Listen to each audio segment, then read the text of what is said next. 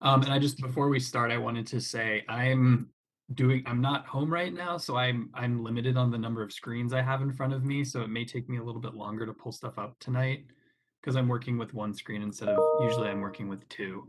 So just wanted you guys to be aware of that. Okay. Well, Tommy, I can say you have nice drapes there, so it makes up. All right, we're live, Kathleen. Okay, thank you. Welcome, everybody, to a regularly scheduled meeting of the Montclair Historic Preservation Commission. Tonight is April 14th, 2022. This is a regular meeting of the HPC.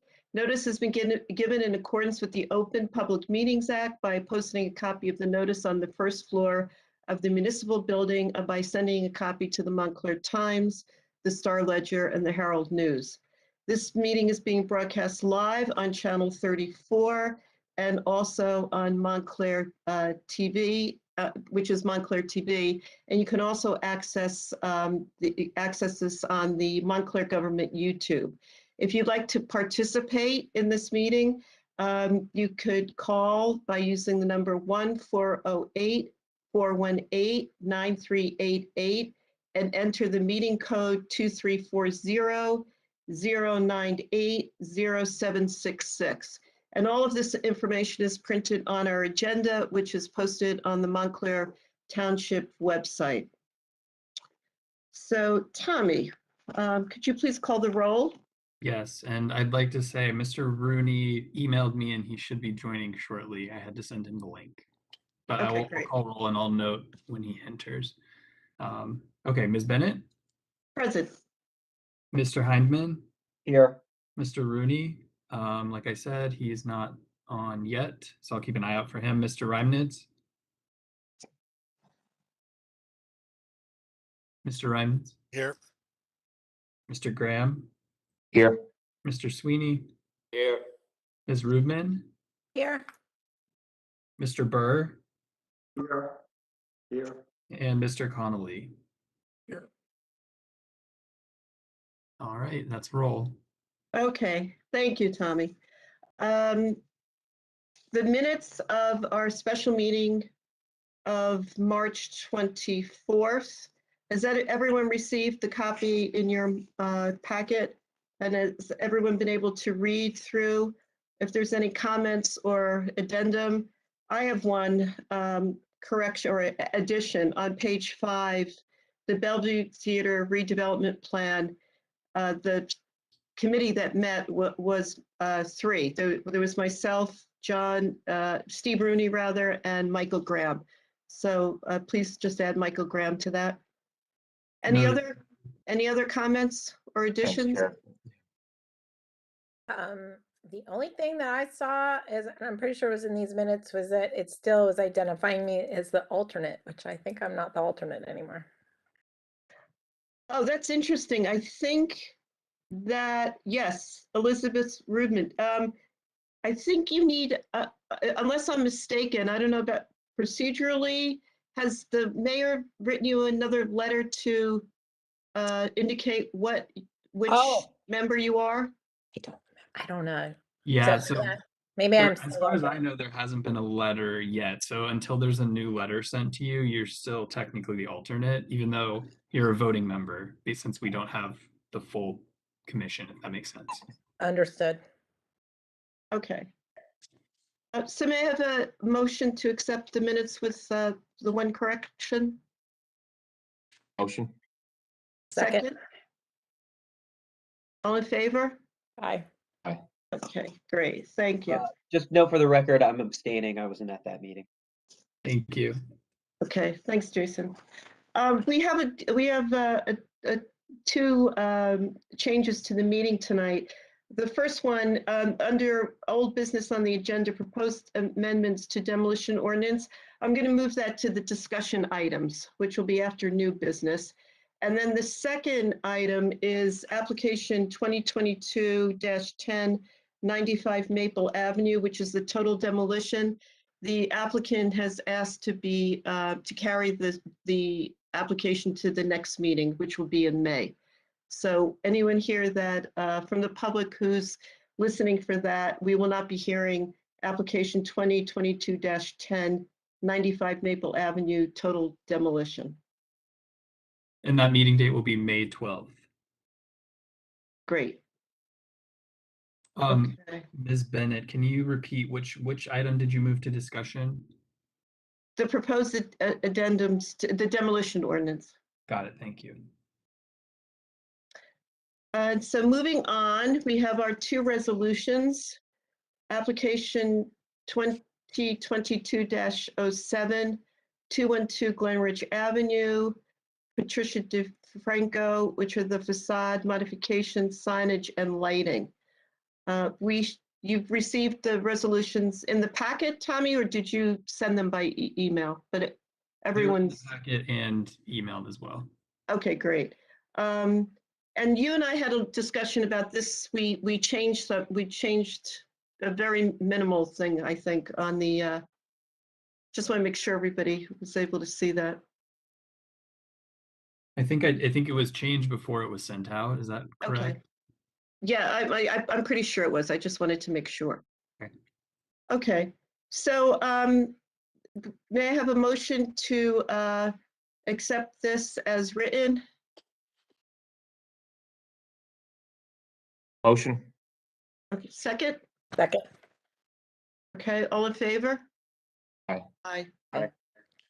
And our second resolution is Mr. application. Heineman, you're abstaining from that one, correct? Yes. Okay. Okay. Thank you. And application 2022-08, 268 Bellevue Avenue, Jesse Sayegh. It's for facade modifications. Has everyone been able to read? Are there any changes or addendum to that? Okay, would someone like to make a motion, please, to accept as written? Move to accept as written. Thank you. Second? Oh, was that a second, Chair? Or, Yes, oh, okay. that's you, Michael, right? Mike? Oh, I'll second. I thought you seconded it. Sorry. No. All in favor? Who's on first? Aye. Aye. And Mr. Okay. Heineman, you And abstain? that's another abstention, yes. Great, thank you.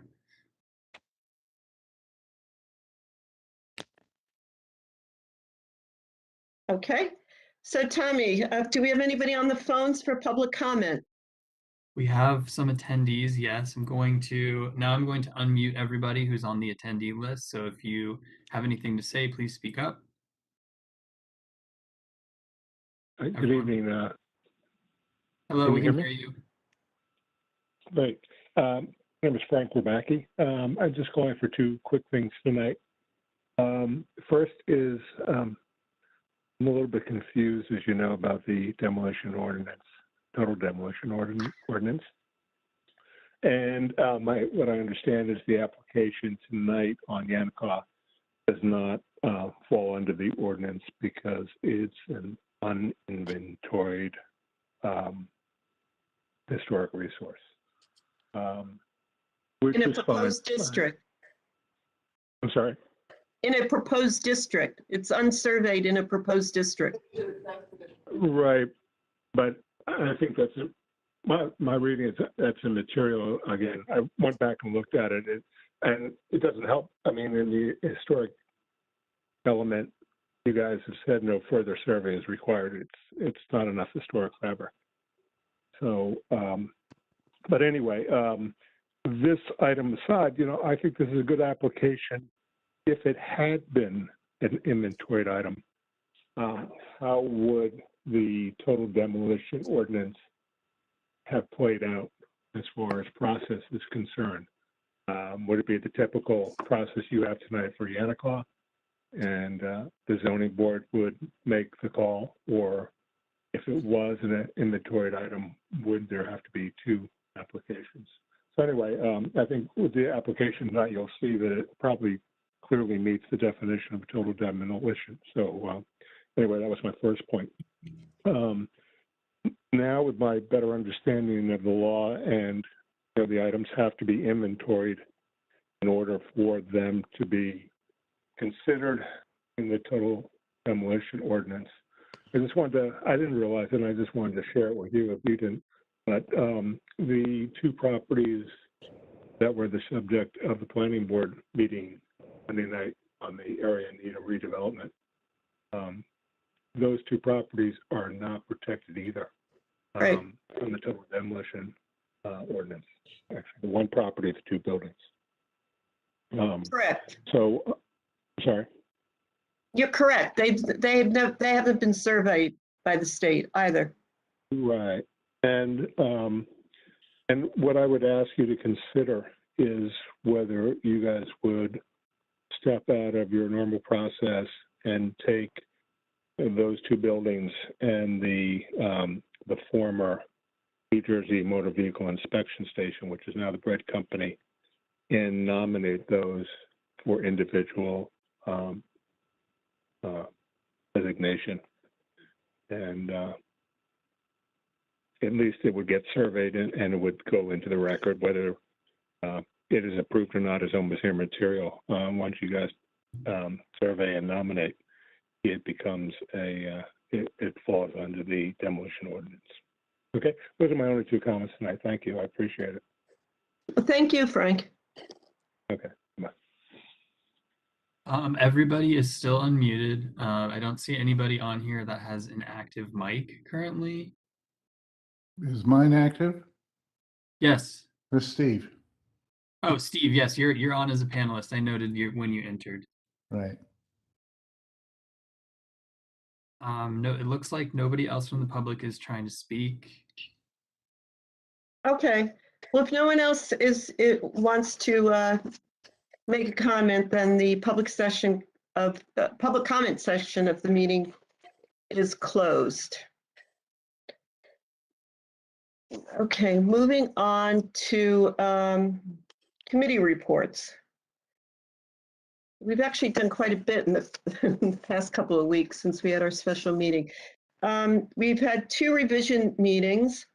Let's see, application 2022-07 for 212 Glenridge Avenue.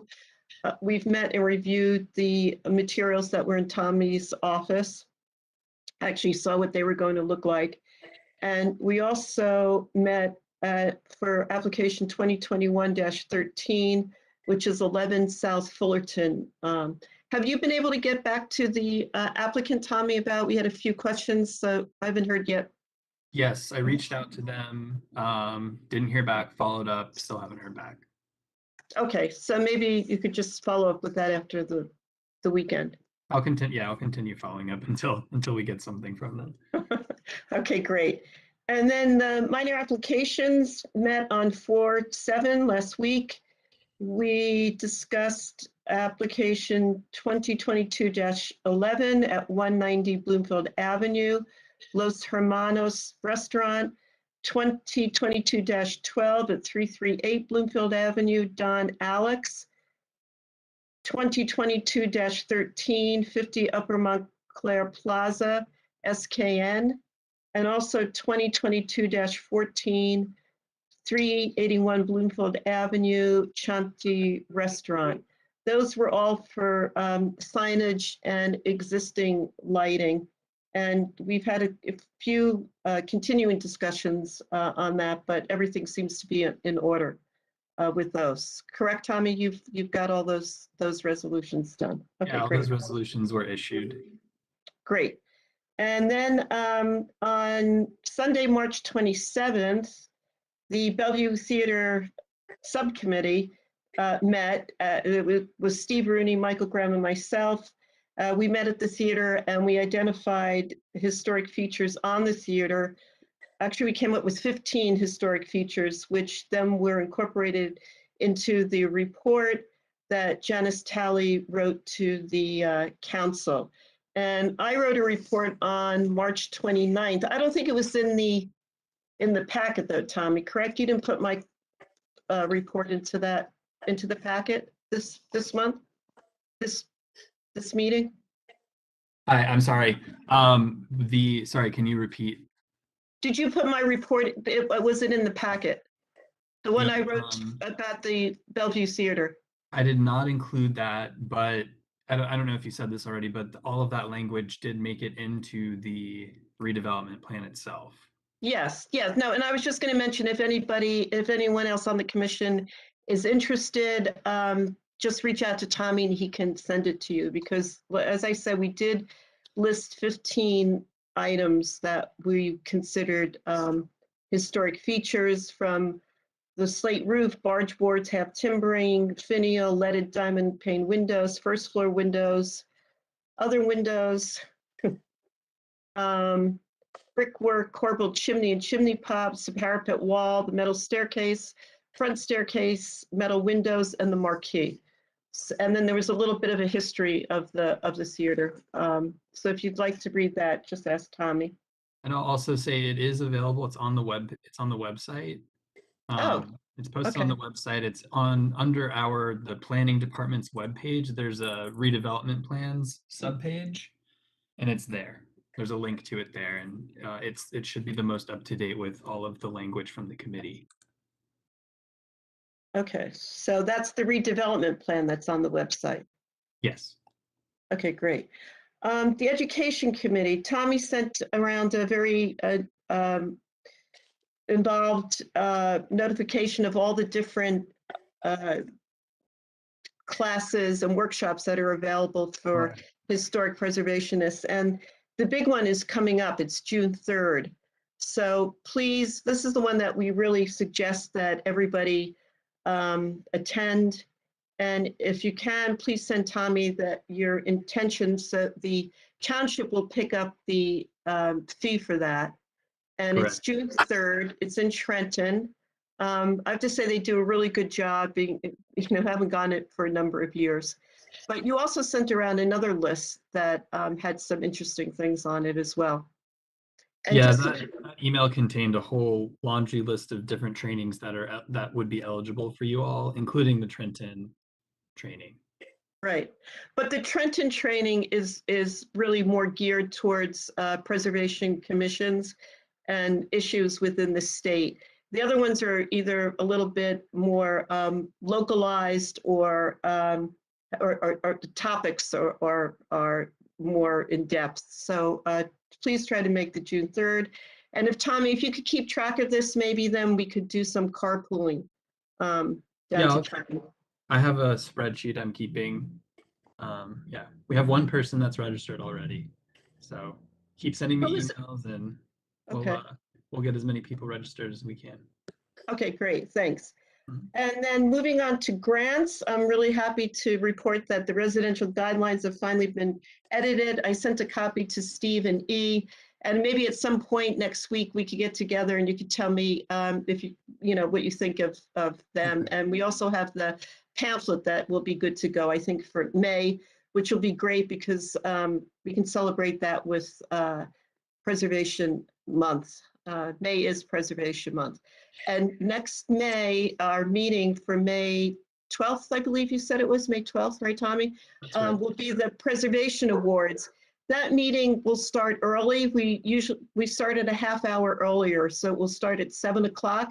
We'll do the awards at 7. They usually take about 20 minutes. It just gets that out of the way. And what we've been doing is, I think we have 5 or 6 nominations, Tommy, 5 maybe? I think 6, 5 or 6. 6. Yeah. 5 or 6, but yeah, what I've asked is, in the past is I've asked people if they will present an award. So I might ask you to present, we don't announce them until, a few days before, but I would certainly ask you to make the award, and basically you don't have to do any more research into what's already been written on the form, but it's a way for everybody to get involved in the award process. And Tommy, do you have an update on the Upper Montclair Commuter District grant? Yes, I'm going to be having a kickoff meeting with the consultant on Wednesday. Oh, great. So that will be underway very soon.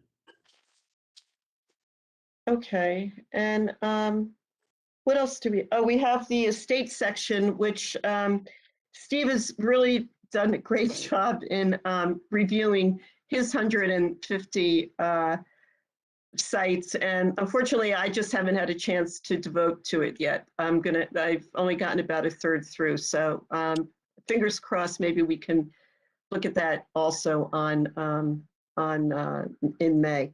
I did want to say that, Tommy, on the website, on the Montclair Township website, when I try to get into the page that lists what the local districts are, there's an error on the page, and there's been an error for like 2 months. So could you look into that? Can you tell me again what page you're having an issue with?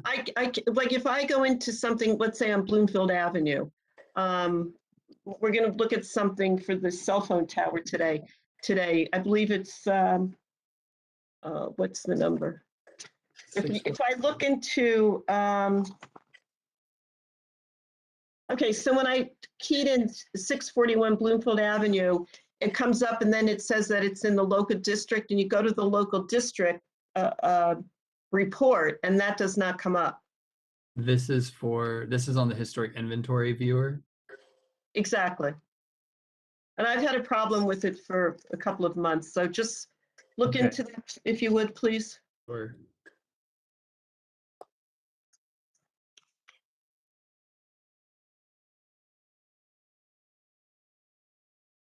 Okay, so moving ahead, under new business, we have a recommendation to the zoning board, application 279114 Yantacaw Brook Road. This is a bulk variance for a second-story addition. I have added Juliana Blackburn as a panelist. Juliana, you should be able to unmute yourself and turn your camera on at this point. And then if you could also, once you do that, tell me if there's anybody else that's joined that I need to add as a panelist, that would be great. Okay, before we swear her in, I'd just like to give a little bit of background for this site. This is it's located in another proposed district, which is called the Fairway Squire Hill Yantacaw Potential Historic District, which is identified on the township's historic inventory viewer. This application is referred to us for comment or recommendations prior to the zoning board or the Board of Adjustment hearing. The Fairway Squire Hill Yantacaw Potential Historic District contains single-family homes built between 1950 and 1959.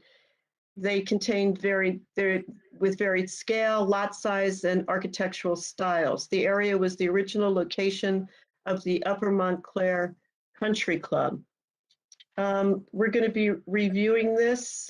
They are asking for 3 variances, and the variances are for front yard setback, a side yard setback, and also a second floor, I'm sorry, the width, okay, so they're asking for a wider, proposed width is consistent with the existing width of the house. So what is this? There's 3 So variances. That third variance is to allow the addition to exceed the maximum width for a principal structure on a lot, and that it's matching the existing width of the house, which is a non-conforming width. So Tommy, Okay. just to be clear, those 3 variances all just relate to vertical intensification of the existing nonconformities? That's correct. So essentially, and I know that the attorney is on and she'll be presenting, but it's essentially they're adding a second story to the house, and the addition has to meet bulk requirements, and so these are the bulk requirements that the addition itself is not meeting. But the point is that they're already non-conforming on each of those points. That's correct. Okay. And I would also, Kathleen, I'm sorry, are you finished with your background? No, I was going to add that a second story is allowed within this zone. Okay. And there are some planning considerations. Do you have anything else to add about the variances or the zoning? No, but I did want to add so that people are not confused from what was said earlier in the meeting. This application does not involve total demolition. It doesn't meet the requirement in the zoning ordinance. I think because it looks the exterior is changing quite a bit, that it looks like it's a tear down rebuild, but really it's just an addition. So this project wouldn't meet the definition of a total demolition, even if it was surveyed individually. So I just wanted to put that out there before we begin. Right, so just to know that it's not surveyed individually. So some of the planning considerations, though, which we have to discuss, planning considerations, and also whether or not this fits in with the historic character of the area. But adding a second story may have an adverse effect on light and air to neighboring properties. And the next one is the one that really concerns us. The majority of houses on Yantacaw Brook Road are 1 story. And the proposed addition to the house would be, it's a slightly out of character. We'll look at pictures to see what you think, with existing homes along this residential street, although 2 stories is permitted in the zoning ordinance. And I think that's all I have to say for the introduction. So Tommy, if you have the attorney on for this application? Yes, Ms. you please- Blackburn is on, and if you could speak up, Ms. Blackburn. I see you, but I can't hear you.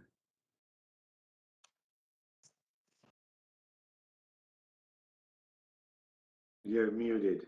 Yeah, her mic is now active. Now you just need to unmute yourself. Okay, I'm gonna unmute you because I can. Okay, Oh, there thank you you. go. I'm sorry. This is my Okay. first time using the WebEx platform, so please excuse me.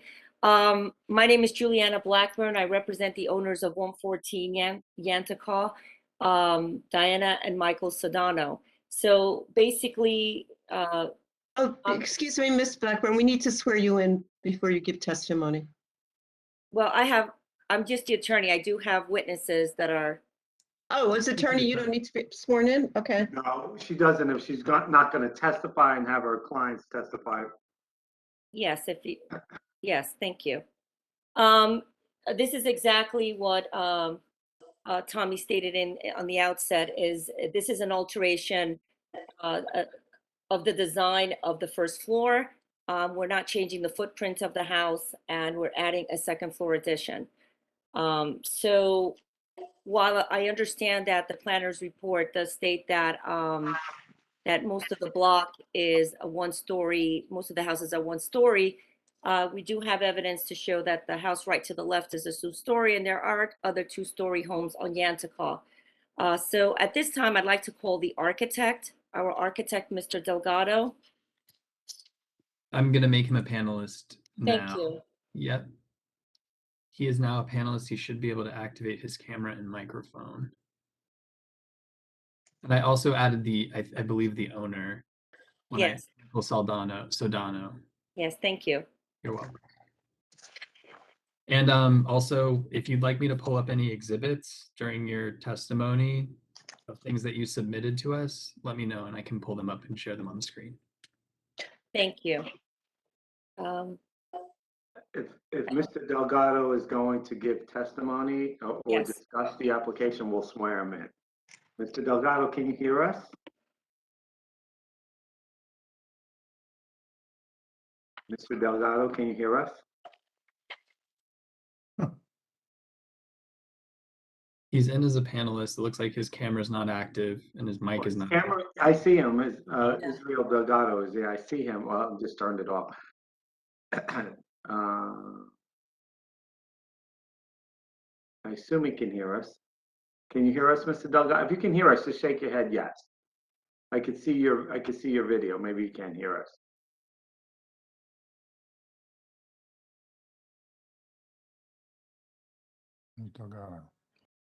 Oh, now his mic is active. Okay, there you go. And his mic is on mute. So, Mr. Delgado, you have to unmute your mic, or Tommy, if you can unmute Mr. Delgado's mic, that'd be great. There you go. All right. I apologize, everyone. It's just my first time using the WebEx platform. No problem. We're patient. We're waiting for you. Mr. Thank you. Delgado, I'm the HPC attorney, Okay. the township attorney for Montclair. I will swear you in. Do you swear or affirm that the testimony you will give tonight will be the truth, the whole truth, and nothing but the truth?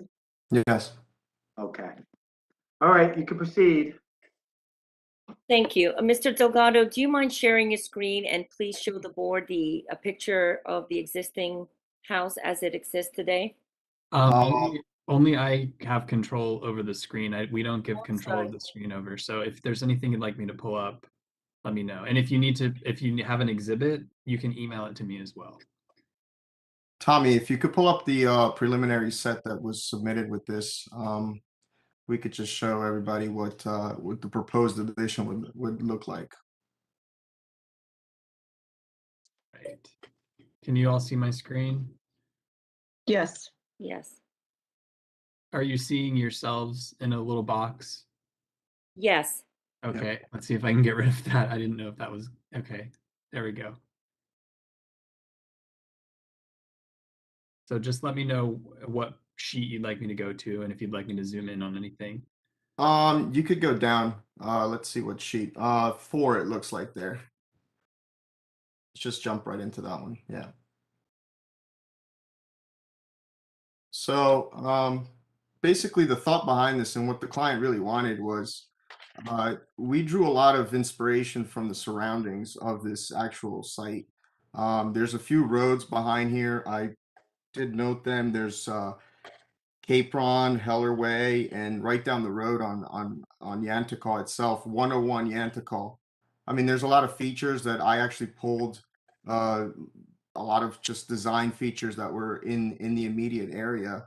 Maybe not the immediate neighbors, but there were things that I like that are very common in trying to pull off such a large volume, such a large addition. It was important for the client to keep the same footprint, which is why the variance is what we're shooting for. With the floor plans and how we kind of laying out the bedrooms upstairs, it just worked that we can't. We're showing a little bit of hardship if we shrink anywhere. We just kind of lose the effect of trying to maintain her goal of bedrooms upstairs and keeping everything open in the bottom. So, I mean, there's a few houses, I can name them, and I actually had a few just slides, or not slides, but I had a few of the Google Maps open. 19 Capron is pretty much, I would say, a lot of that. Yeah, if you can Google that one. Yeah. Yeah, Tommy, then maybe we should look at a picture of the existing house. Okay, I have my my report, which has photos that I took, so I can pull those up. Sorry, my little toolbar is blocking all of my tabs.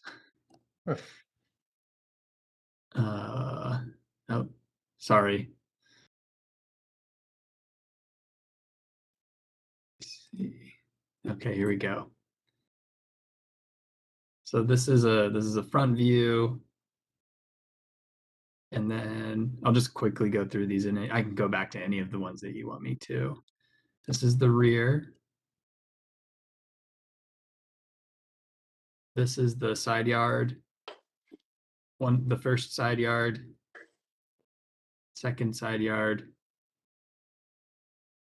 And then this is just context photos that we can come back to, but for now I'll go to this. Okay, thank you. You're welcome. So the main features in this house, what I wanted just to emphasize was this is directly, if we hover over bird's eye, this is directly behind our proposed addition. And I mean, it's very typical. I didn't really investigate if the material they're using is what we're proposing, but it's, they're using 4-inch trim all around, probably James Hardy, somewhere in that realm, cement siding, cement board. Very typical right now. It's just very popular in homeowners. And so we drew attention from a lot of these homes in that area And I mean, it was just something that the client had even suggested, said, let's do something that'll blend in with the surroundings, and that's pretty much what the program came after in truthfulness. So we were really just concerned that we blend this in with what's up and coming in this area. So I mean, if you drive around that area, you're probably not even going to notice which one's ours to what's up and coming. Excuse me, when was this house in back built? Do you know? Excuse me? Do you know when that house was built? Originally, no, I don't know where that No, house not originally, but it's got 2 stories. Was that an add-on or was it built that way? No, it was I believe it's an add-on, because if you go to right now, if you Google 73 Alexander Avenue in Montclair.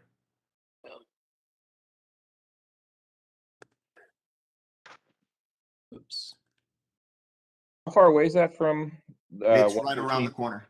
It's right around the corner from Yantacaw. I think it's the first right as you come out. That's So around the why corner don't we from let Yantacaw. Mr. Delgado give his testimony before we ask questions, just Apologies, to Chair. finish up, okay? That's fine. Yeah, sorry. So I don't know how often Google updates their imagery, but that house right there, if you were to visit right now, today it would look completely different. It's got a second story added to it. Tommy, if you want to give me your email address, I can shoot over what that house looks like today. Sure. It's W S C as in cat, I B as in boy, ILIA at Montclair NJUSA.org.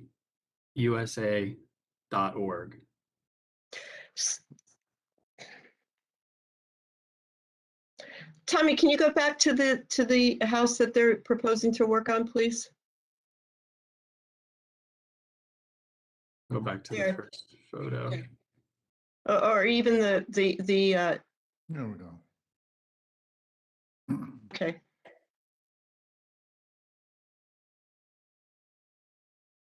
If you're going to email me something, I'm going to turn off screen sharing for a moment so I can get that pulled up. I'm emailing it to you now. Tommy, I'm sorry. While we wait for Mr. Delgado to email, do you mind showing the board a picture of 116 Yantacaw, which is right next door? It's the house to the left. Sure. Thank you.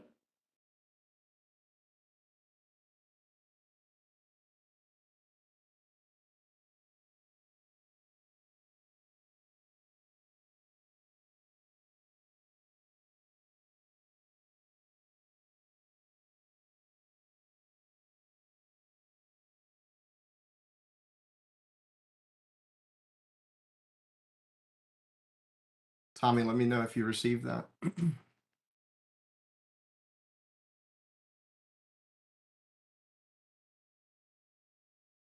All right, I'm going to check my email now. I don't have anything in my inbox at the moment.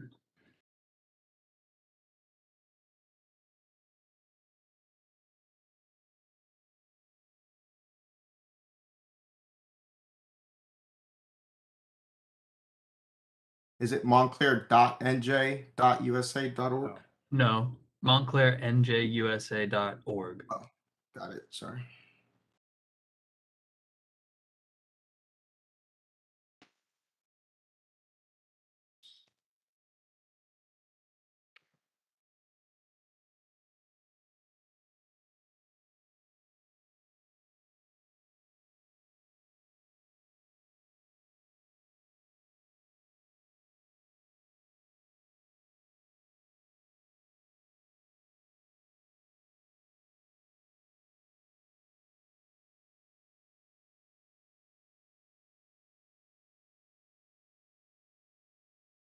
All right, I got it.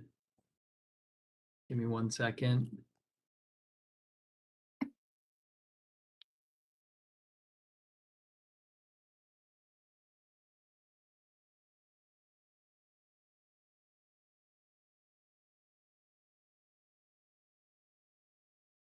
There's no attachment on the email that you sent me? Tommy, I just emailed you 2 pictures as well. I don't know if you received my email. Not yet. Okay. Yes, Juliana, I have yours. If you mind pulling up the second picture in the email, the first picture, I think you already showed the board 116 Yantacaw, but if you could just show the second picture, please. Sure. What's the address of the second picture? The second picture is an aerial view of the neighborhood from on top of, from above. Is it possible to make it bigger or no? I will do my best. Thank you. You're welcome. And the reason for this picture is to show that there are 2-story homes. Yes. Is the subject property the one right in the center with the bronzy roof? Yes, where the little arrow is. Yes, that's the subject picture. So the picture, if you look straight behind in that cul-de-sac, that's one of the pictures that Mr. Delgado showed of the 2-story house, I'm sorry. And then on the street that runs perpendicular, there's 2 stories there as well. So, and then right behind, there's 2-story homes. And the house right next door is a 2-story home, although it's a different design, but it's a 2-story. So I just wanted to provide the board some context that although there's a lot of 1-story homes, there are also 2-family homes in the area. 2-story homes. Okay, and then to the left, the one that you're saying is a 2-story, can you, which is 116 Yantacaw, we looked at that already, Tommy. I think you have that. Can you go back to that, please? Yeah. Okay. Okay. All Yeah, right, just thank got you. another email.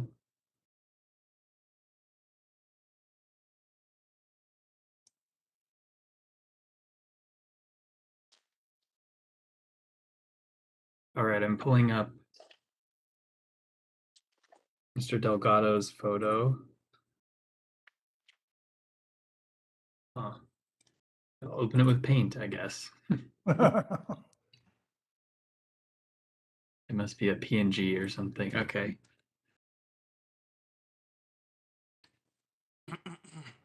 Okay, very similar.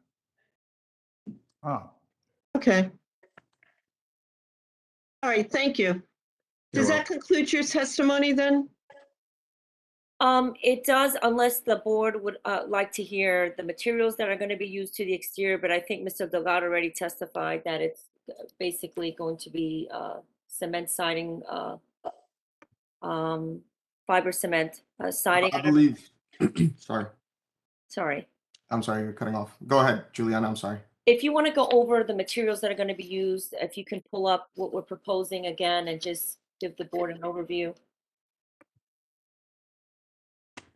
I believe that could be found on one of my last pages there. 6, maybe 8, no, 7. Yeah, to the key legend there pretty much points out what we're proposing. Again, nothing out of the character of the street, or at least what's up and coming. Like I said, I don't know how often this Google reflects its updates, but when I was drawing, you know, what I thought the character of that vicinity was, I took down some notes and what stuck out to me, and obviously that's what is becoming in that area. So, and like I said, that 73 was, you know, exactly what we're proposing at this point. Okay. Thank you. I Great, don't have any further questions. Okay, thank you. So if that concludes your testimony, we'll open it up to questions from our commissioners. So let's see, Mr. Rooney, do you have any questions for the applicant? no, I do not have any questions. And Mr. Sweeney? Yes, I have a couple questions here. First, the owner is the estate of Hilda Spence. And that just caused me to ask, what's the reason for the expansion? Is it an expanding family, a new purchase, a new residence, or what? It's a new purchase. The estate no longer, I don't believe they sold to my client. Okay, and your client, does it have a larger family? Is that the reason for the need, or what? Yes, they have 2 children, and they would like that open concept on the first floor and the houses of really today, and then have the bedrooms upstairs. Okay. Second question, the height of this addition was completed.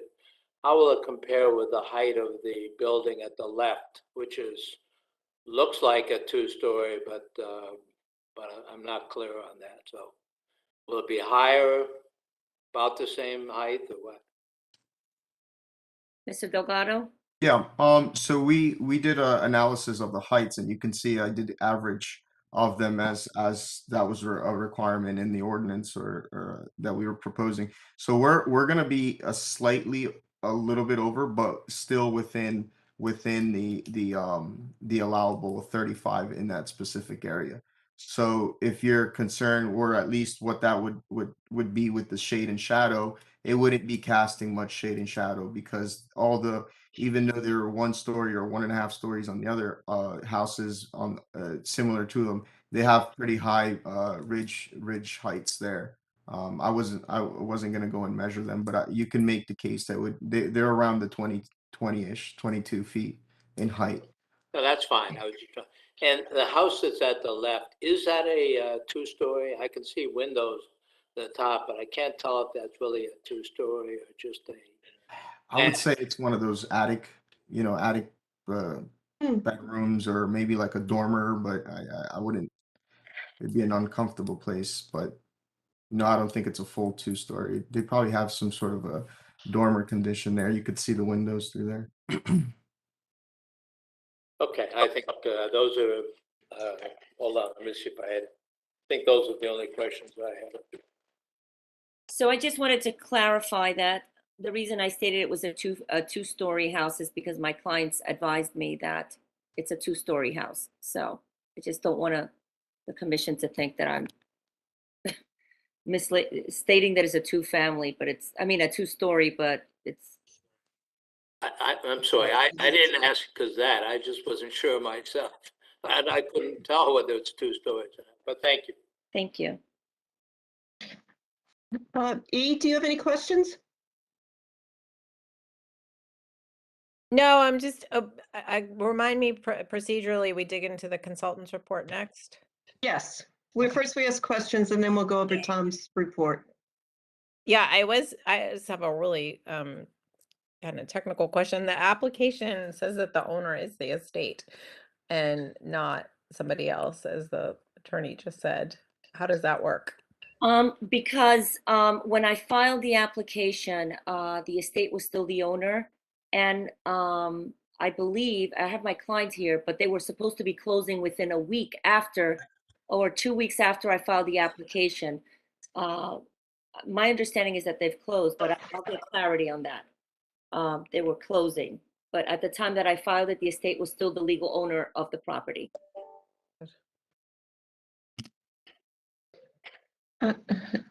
Jason, do you have any questions? Yes. I'm sorry. I'm sorry. I just wanted to tell the commissioner that they closed on March 10th. Oh, Property. Yeah, Mr. Delgado, what are the existing windows?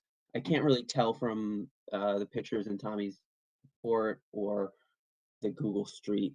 Are they 1/1s? Yeah, well, we're working on the diagrams now, but yes, those, I mean, you'll see them. The only thing we're gonna do is replacement windows on the first floor. A lot of them are gonna be replacement. I'm trying to match, and for the clients, I think our initial conversation was, let's not touch too much of the character in the first floor. So there are new windows, but yes, I'm trying to match 1-to-1 on those. Yeah. Okay, so that was kind of my follow-up question. I know that this is just a concept, it's not the full architectural design, but is that something that you would maintain those 1/1 windows? Yeah, I mean, if you want to put my renderings and stuff right next to that street view, I'm not, I mean, the only thing, like I said, replacement windows with the new Anderson, and you'll have some, you'll see it right there. You know, I just, again, if you go around that area, you're gonna see a lot of the grid patterns are repetitive. So I said replace the windows, keep the size, keep them like this, but you know, put some grill patterns in there. Okay.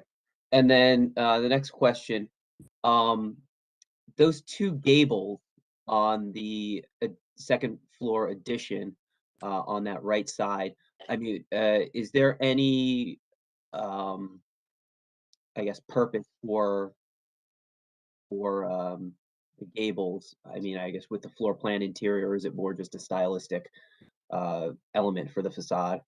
Well, we're looking at it from elevation. So as far as the inside, it's not doing it like it's not dormer, It's if not that's your adding question. like extra ceiling height in order to No, make no, the no, no. space more It's functional. purely aesthetic on that point, and there is a bedroom there, so we gave two windows, or yeah, two windows to that bedroom, and it just adds a little bit of character because we want to do a nice proportional composition. And if you just imagine no gate, no Yeah. dormer gables there, it's just gonna look a little bit plain.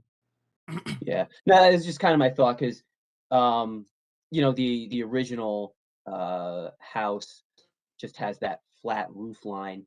It's got that one primary gable over the garage, and then it has the flat roof line. To Um, me, it's too much roof. It's too much mm, roof. I like to fill in something that could make it, like have a little proportion to it. I mean, you have such a huge gable on the main part of the home, and that sticks a little bit forward. So you want to have something that'll draw your eye to the right hand side of the house. And we did do a version of it without those, and we just decided it adds a little more this way. So it's pure aesthetic to answer your question. yeah. Okay, that's the extent of my questions. Thank you, John. Okay, I have a couple questions while we're looking at this page. Is there any reason why the big picture window on the ground floor to the right of the door can't be centered under the two windows on the second floor? You've done such a great job of symmetry and sort of balancing. That's the one place where it just seems I off. had, and I was If hoping no one picked up on that, but no. Again, it was purely client. I had my constraints, and that's existing. oh, So that's I mean, I would. existing. Yeah, it's existing that way. From my dimensions and the as-builts, I would love to make that a little bit bigger, but I did not want to impede in what the client was proposing with her budget. So as of right now, the windows are all replacement. Um, and yeah, I mean, I would love for her to go a little bit bigger and make it purely symmetric. I mean, that's been bugging me since I designed it. So Right, right. Okay, so it's budget. you it's a fairly large project, but that's budget driven there. The that the that whole specific reason, window, that yeah, specific window. yeah, Yeah. I get it. The only reason you're going for a variance here is the second floor upper left-hand corner it doesn't meet the 65% width, and you're increasing the level of nonconformity. Is that correct? That is correct. Yeah. So So that is. everything else here is as of right. Is that correct? Um, I believe there's one non-conforming where the setback is probably like 3/4 of an inch Oh, off. yes, yes, I saw Um, that. so I I mean, got it. Side yard, front yard, and width Yeah, are the three yeah. variances. Well, that's an existing non-conforming, but yeah, you're But adding all to of them the are. level of but that's the only reason you're going for a variance. that Uh, is correct. Yeah. why did you do the height calculations on the right for I all the believe it was a adjoining requirement. houses? Say That's that again. that's a requirement for you're under the maximum height. Why would you do the average? I'm just asking why you did all those calculations. We were advised to. I think one of the city planner, or I don't know which gentleman, said that's something that is typical to show what the heights are. Um, Okay, and it was a comment. that's fine. I don't think it is. And Tommy, I'd be just interested from the, Yeah, zoning. I the don't zoning think, officer is probably who you're referring to. I'm not sure. Yeah, I believe I don't so. know if he was, I know that you did the front yard setback calculations. That's normally asked for, but yes, yeah. height Okay. normally we don't ask for. I Uh, don't think. Hey, I'm not gonna do more work than I'm told, so somebody told me to do that. yeah, that's a lot of work. Yeah, that's a lot. Somebody told me. I've never done that before. So, and then just, this is a quick comment, even though I'm not supposed to be commenting, is the house to the left is not 2 stories. It's a story and a half, but that's just a technical zoning. Right. Okay. Okay, And that's it. Mike, I don't have anything else. thanks. Michael, Graham? Yeah, I have a couple questions. So, starting from Alexander Avenue all the way to Heller Way, you have all 1 stories with the exception of the story and a half neighbor right next door, correct?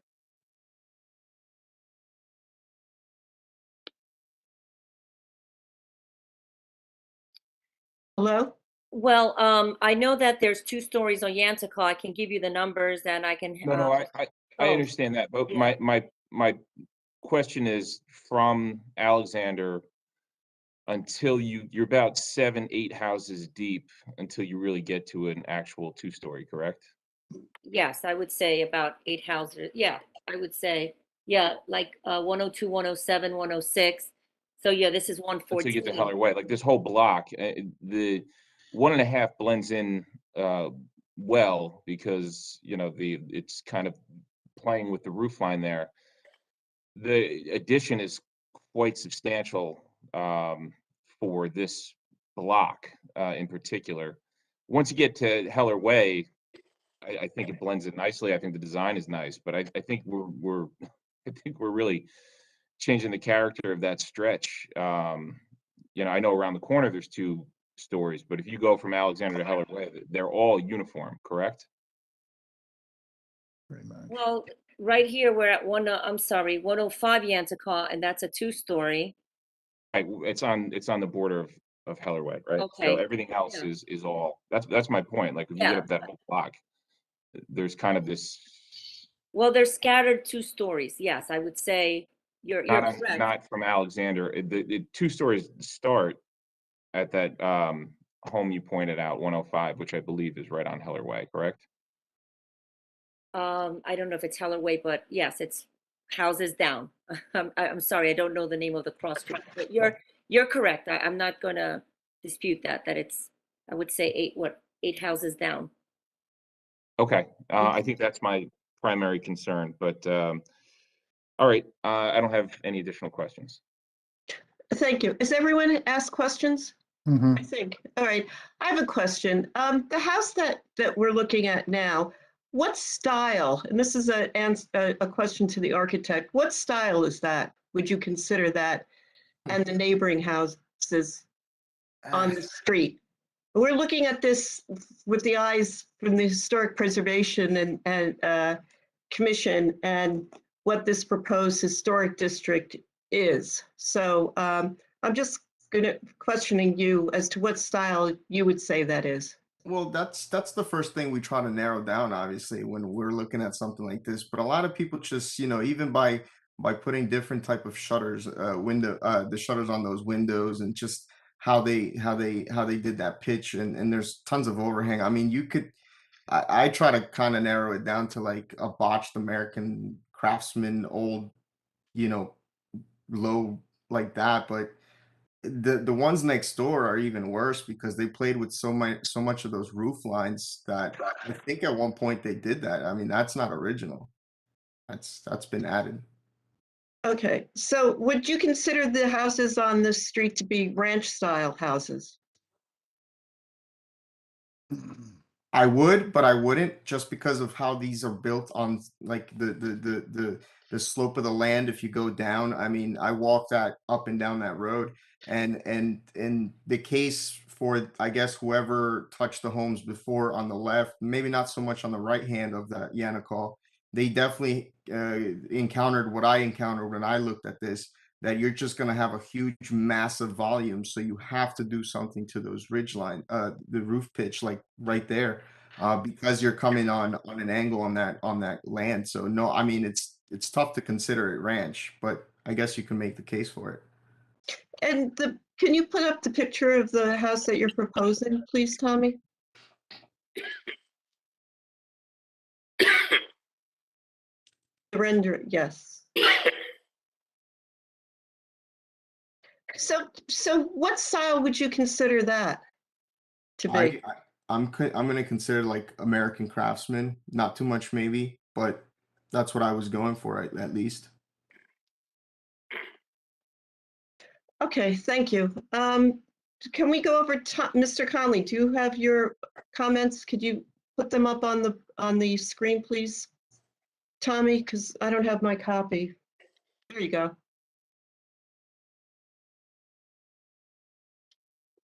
Okay, thank you. Tom, can you? Yes. All right. So when reviewing the drawings, my first comment was with the proposed addition and the renovation, that the overall architectural character of the proposed renovation / addition greatly alters the building's identity and its special visual character in the proposed district. My second comment was the applicant shall consider simplifying the roof form, the exterior cladding materials, and the window types. I believe the existing window types are 2/2 and the proposed are 6/1 for the double hungs. My third comment was that the applicant should avoid wrapping the casing around the window. All windows should have a historical sill, apron, and a drip cap, which is a traditional window, the way you case a window instead of basically a picture frame. Comment 4 is it is important to keep the glazing light proportion in the proposed windows vertical. The proposed double hungs have horizontal panes instead of a vertical proportion to them, which makes the windows appear squat and is not really historically accurate. And my last comment had to do with the stair newel post. Traditionally stops at the lowest tread, not at the landing, as shown. Okay, all right. Thanks, Tom. I did have 2 questions for the architect, though. Do we know what the existing roof pitch is and what the proposed roof pitch is? We definitely do, and I don't know that on top of my head. Because I think it's a different pitch, right? That you're proposing is somewhat steeper. Much deeper. Yeah, for sure. Yeah. Again, and I think we were even gonna come down more than that a little bit because of the height. You can't. And my other comment was, does the addition need to be the full second floor? Can we look at the second floor plan?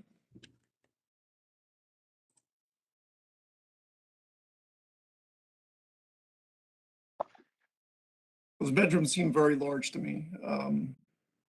And I'm wondering if we could, like the one house that you initially showed that was on the cul-de-sac, that wasn't a full addition, like the full footprint of the building.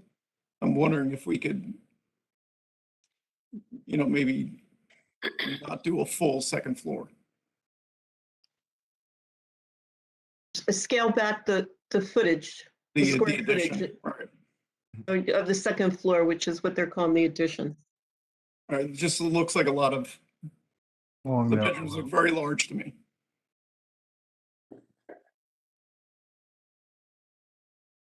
Okay, all right, thank you, Tom. Yep.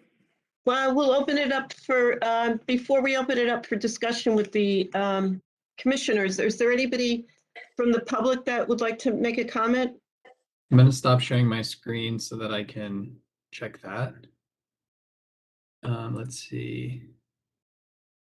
There is nobody that I'm able to unmute that is in attendance right now. So, but would you like me to pull up the phone number in case somebody wants to call?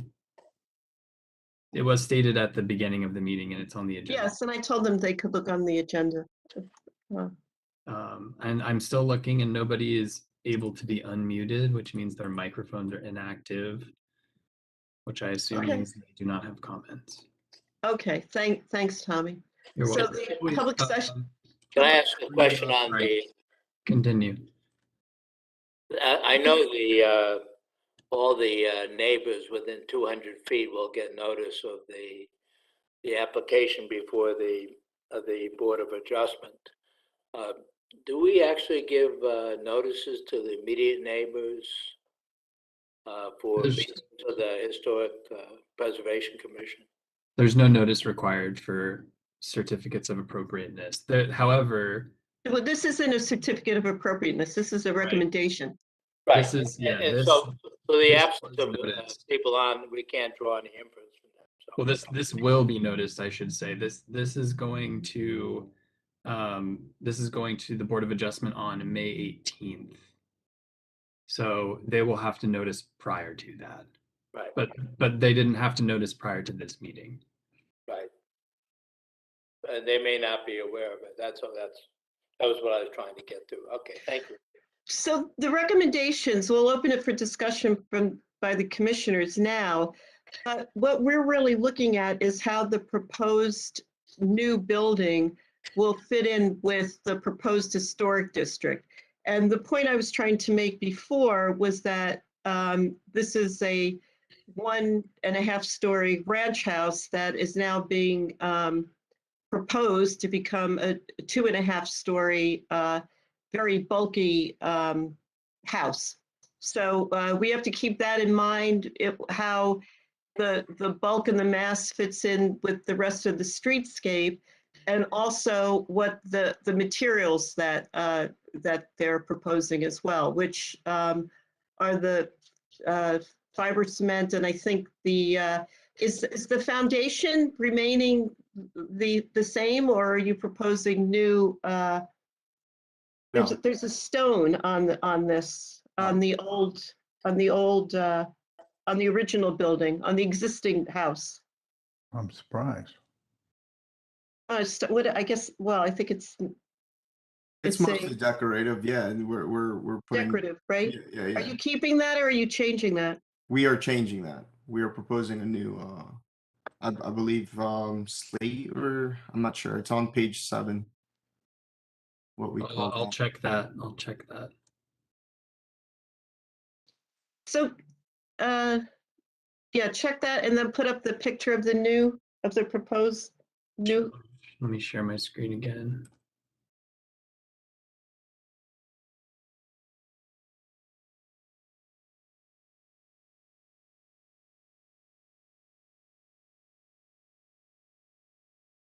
Adorned shadow ledge slate. Yeah. Yes.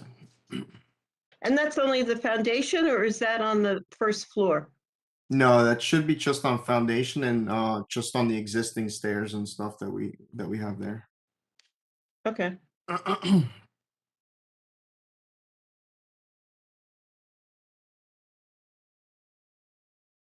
Okay, so Tommy, why don't you keep that up and we'll start our discussion amongst the commissioners. And commissioners, really keep in mind. Any other witnesses? Oh, are there I'm sorry. witnesses? No further witnesses, thank you. Okay. So if there are no further witnesses, why don't we start a discussion with Mr. Rooney? Yeah, the original house is a typical mid-century ranch. You can make a split level of it if you lift the garage level. But it was very popular in the early 50s to do that. And this will eradicate anything to do with what it was. The roof line's not similar. The windows, I don't believe, are similar. Even though they're saying they're replacement, there's something's not quite right. It's not to say that this isn't a handsome house. It is. And that's what my opinion is. I don't, you know, what the rest of the commissioners say, I'm interested in hearing. Okay. Oh, thank you. And Mr. Sweeney. Yes, before I comment, I want to verify what the perceived historic characteristics of the community or the immediate area are. Are they the size of the house, essentially, and the style referred to as ranch, or is there something else that makes it historic that I've missed? In other words, what are the key characters that we even view the area as historic? The size of the house or the style as called a ranch, which I always view as one story anyway. Well, I don't have my book here what that describes ranch, but what a ranch style is. But this was a community that was laid out in the 1950s as with ranch style houses. Right. And Mr. Rooney just spoke to ranch style houses from the 1950s, which ranch style could be a split level. You could go up one level. It'd be a raised ranch. Okay. So this community is a proposed historic community of ranch style houses that were built in the 1950s when, on land that was the Montclair Golf Club at one point. So they're not, and now they're over 50 years old, and they're considered. Well, Steve, you're the big expert on mid-modern. You should be speaking, not me. Well, I guess I'm asking the right people before I give my comments. So in my memo, I described it as a ranch-style home with a cross-gabled roof and a side-down garage. Right. Okay. I think my own sense is that the style and scale are out of proportion to the immediate neighborhood. The cul-de-sac in the back there, the lots are all substantially larger, whereas the lots on the Yantacaw Brook Road are smaller, so they have a smaller scale. On the other hand, I think there will be a trend towards growth in the house, but I think our role is to comment to try to keep it within the sense of character and style. So my concern is that the size and style of the house are really out of character with the other houses.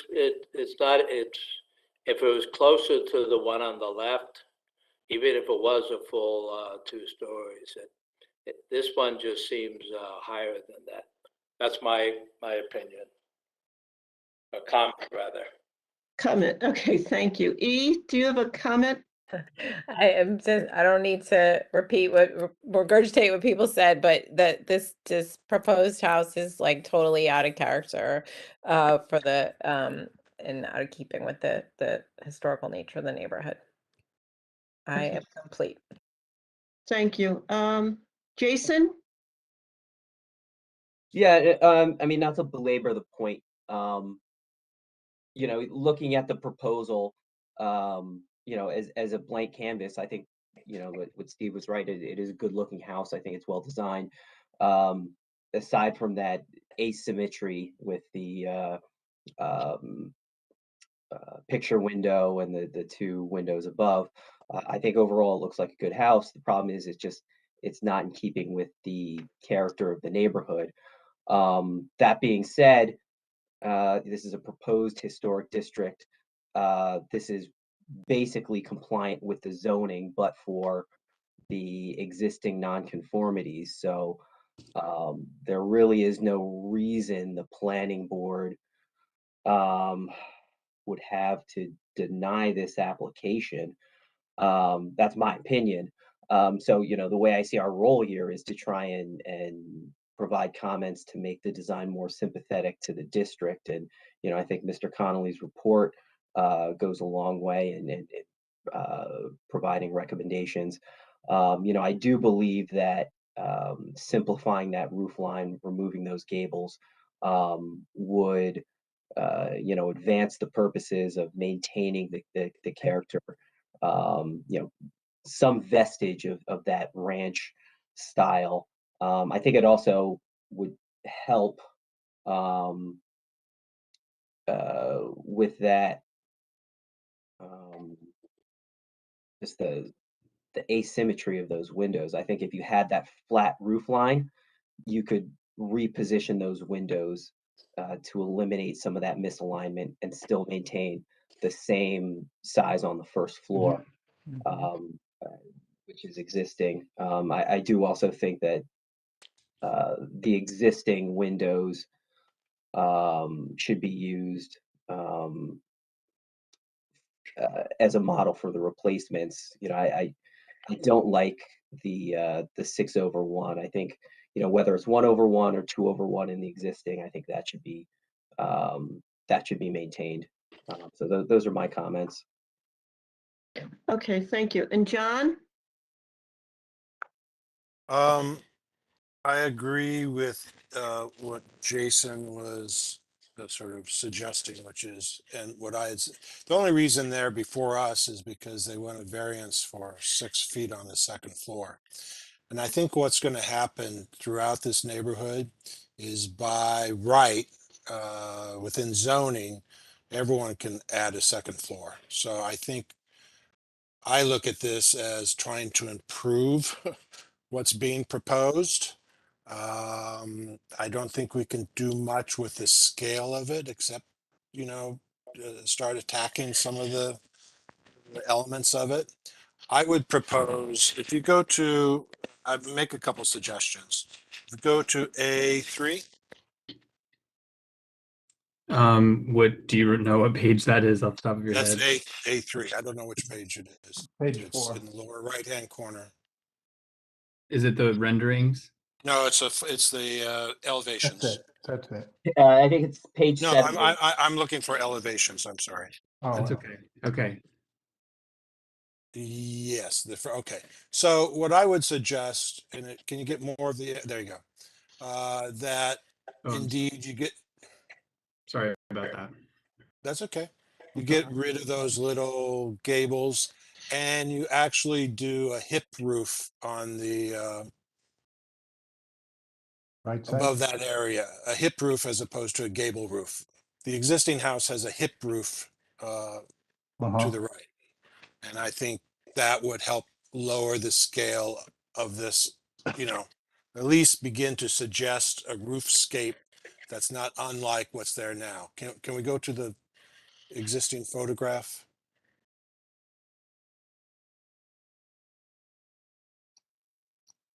Go to the right a little bit. Yeah. So that has a hip on the right. It's not a gable. Is it a gable or is that a hip? Looks like, oh, it is a gable. It's a gable. Gable. Mm. But many of the houses Well, in the neighborhood are all yeah, I think it would be better if it was a hip. And I think if, you know, these 50s houses were much more about horizontal lines and stacking things yeah. vertically. So I think if there was more sort of emphasis on the horizontal, I think that's a reference to the 50s architecture, to this. There's nothing to write home about this, by the way, that I think is so fantastic, and it's probably more about the scale and the sort of the period of the neighborhood. But I think I agree with the windows. I think if you could take more pieces of this existing house as it is and use think it'd be better. So those are my comments. Oh, okay, thank you. And Mike? I think my primary concern was, as I mentioned in the question section, that it, while I do like the design, it's just out of character with the rest of the houses in this block. I almost feel like if you were down another past Heller Way, we wouldn't even really be having this discussion. But yeah, I just think the changes are the bulk doesn't make sense, and if there's ways to scale it back the way Mr. Conley, Mr. Reimitz, and Mr. Hyman had suggested, I think that would be advisable. Okay, thank you. Does that finish your comments? I think everything's finished everyone's comments. It does. Thanks, Chair. Okay, and I have to agree. That's my questions were about the style and the form of the house, that I think it's out of character. Although, as Steve Rooney said, it's a handsomely designed house. It just doesn't fit into this neighborhood and into the proposed district. So I think that that's what will go to the zoning board, that the proposed house the commission felt that it did not fit the scale of the neighborhood, and that it, let's see, the roof line needs to be simplified, and the emphasis, as John said, on the horizontal, that there could be more done with the roof line to make the horizontal more, more 50s looking, to fit more in, so that the height of it doesn't overwhelm the rest of the neighborhood. So if you send that along with Mr. Conley's comments, I think that would be good. And it's not to say you're going before the zoning board. What we're here for is solely to discuss and to give our opinion to the zoning board as to whether or not this fits in with the historic character of the neighborhood. So take our comments and go to the next hearing, which will be coming up soon, and we'll see what they have to say about it. Okay? Yes, thank you. Okay, thank you. Thank you. Right, Good thank night. you. Good night.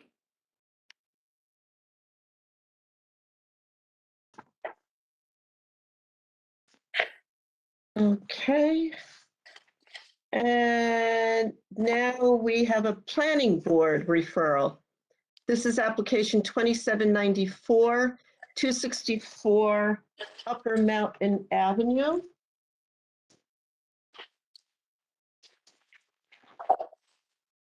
And I want to introduce that this application has been referred to us pursuant to Montclair Code 347-142, which is exactly what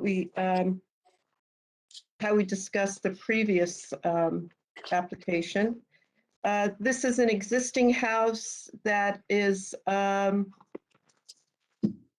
Upper Mountain Avenue, and they're proposing a subdivision. The house fronts on Upper Mountain Avenue, and the backyard goes all the way up to Highland. The proposed subdivision requires variances for minimum rear yard for proposed lot, and variances for a minimum lot depth, minimum front yard, and minimum rear yard for proposed lot 1302, which is the lot up on Highland. The subject property is in the RO Mountainside zoning district. It is also located in the steep slope zone, and it's not proposed, it's the Mountain Historic District. So this is different from a proposed historic district, because this exists in the Mountain Historic District, which is on the New Jersey Register and also on the National Register. And within the Mountain Historic District, there are It's described from the National Park Service as a distinctive strip of high-style mansions built in a spectacular setting on the hillside slopes of the first Watchung Mountain in the township of Montclair. The large individual houses on Upper Mountain Avenue represent the finest of Montclair's high-style architecture, designed by well-known architects to reflect the success of prosperous town residents. The buildings cover a wide spectrum of architectural styles with emphasis on fine workmanship and the use of high-quality materials. Number 264, Upper Mountain, is described as a craftsman house, circa 1906. It's contributing in the historic district. It's 2.5 stories, 6 bays, stone, stucco, multi-gable roof, and leaded casement windows. There are 174 residences in the district, which is the Mountain District. 144 are contributing. They were built between 1870 and 1934. 17 are harmonizing, built before 1870 or after 1934. 11 are harmonizing or altered, and there are only 2 intrusions. So even today, this has a high degree of workmanship and quality. And contributing, which is the house that we'll be looking at, that fronts on Upper Mountain, it refers to buildings dating from the period of the district's significance, which has some architectural or historical importance, and which visually contributes to the cohesiveness of the district's streetscapes. So as I said before, if you look on page 6 of the Planning Department's memo, you'll see the lot as it is outlined in red, which goes, the existing house, which I just described, is situated on Upper Mountain, and it goes all the way, the lot goes up to Highland. So Tommy, could you put up a picture of the existing house and maybe the lot, and then we could look at what the proposal is? Yes, before I share my screen, I'd like Mr. Burr to address the commission. There's been a conversation kind of ongoing about the purview of the commission on this application and its review. So Mr. Burr, could you speak to that, please? Yes, I was asked to give an opinion as to the HPC's purview to advise the planning board on this application.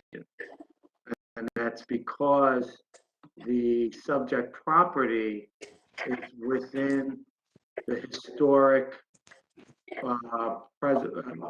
preservation of the master plan. And therefore, since and what we should be aware of is that part of the lot, the rear part of the lot, is not in that subject area, but the entire lot being a singular, and I should say in the front portion of the lot is in a historic portion of the master plan. But since the whole lot is combined as one lot, that gives the HPC the purview to review the application for the subdivision and give the planning board an advisory opinion on that. With regard to the further plans after the subdivision, if granted, to build a building or structure on the rear portion of the property that is not within the historic portion of the master plan, that portion is outside of the purview of the HPC for an advisory or review and approval of those plans. That is in the purview of the planning board. So any application for building a structure on the rear portion of the lot after subdivision goes to the planning board. So with that being said, if anyone has a question, wants to ask me a question, I'd be more than happy to answer that question.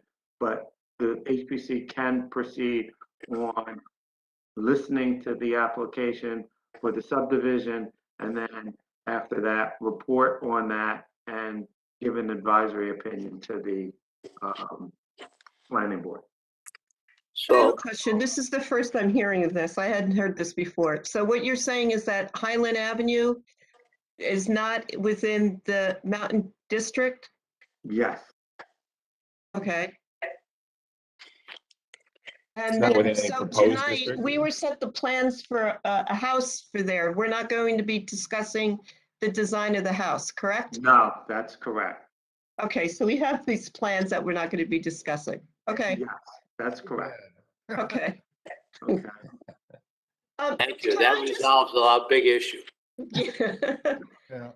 Tommy, could you just, could you go onto the township website? I just would like to, not that I'm, not believing Mr. Burr, but I'm just, I guess, want to know where the boundary is for the mountain district. Madam Chair, Ye- I'm Lisa John Boss. I'm the attorney for the applicant. If I could, it might help to resolve some of the questions that you have with our presentation this evening.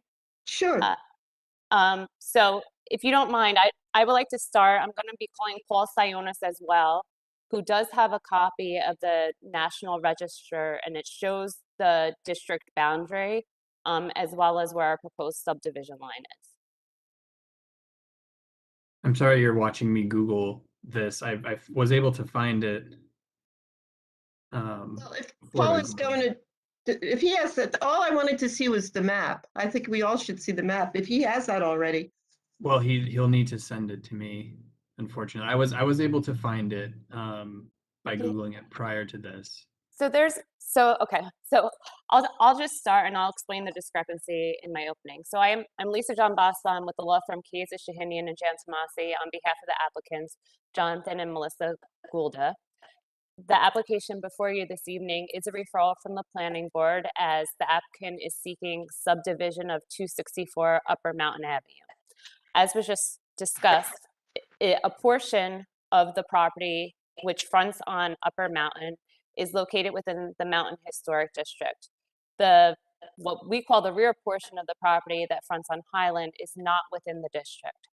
Now, when we were reviewing the historic submittal, I noticed that there was a discrepancy with respect to the district boundary line. On the township's map, it showed the entire property being within the boundary. The National Register shows that only a portion is in the district, which is analogous to the state register. I also looked to see, and this is not within a local Montclair historic district, and it's also not listed within the master plan historic element. So I did confirm this with Tommy, and he did confirm to me that only a portion, which we will be showing you through Paul's slideshows, is located within the district. We are maintaining, and Paul will go through this, we are maintaining the historic home at 264 Upper Mountain Avenue. We're doing no improvements within the portion of the property that is outside of the historic district. Additionally, with respect to the application that's before the zoning planning board, it's only for a subdivision of the property at this point in time. No new constructions proposed. We did submit an architectural plans with the application just as a concept plan to the planning board, just so that they can see the type of house that could be developed and meeting the parameters of zoning. So that was just a concept plan, but there is no intent to immediately build on the property. If it's okay with you, I'd like to call Paul Sionis then as our first witness, unless you have any questions. I do have a question. Sure. So I think that's a mistake in the National Register nomination. Their boundary map, I think, is incorrect. Where they show the boundary at that lot, the one we're speaking about tonight, I believe is a mistake. And the reason why I say that is because there are other properties that are through properties that go all the way up the Highland. There's two other ones that I see, and I believe they made a mistake. I can only speak to the map that's on record and of file with. No, I understand, Yeah. but why would they include the other properties that go all the way through to Highland and not this one in particular? Well, actually, I'm looking at the boundary, I'm looking at the registered map, and there are a large swath of properties that do not extend all the way to Highland. In fact, I Right, only because see, they are separate properties. yeah, And all the other ones are separate properties on Highland. This one, there's 1, 2, 3 other ones that go all the way through.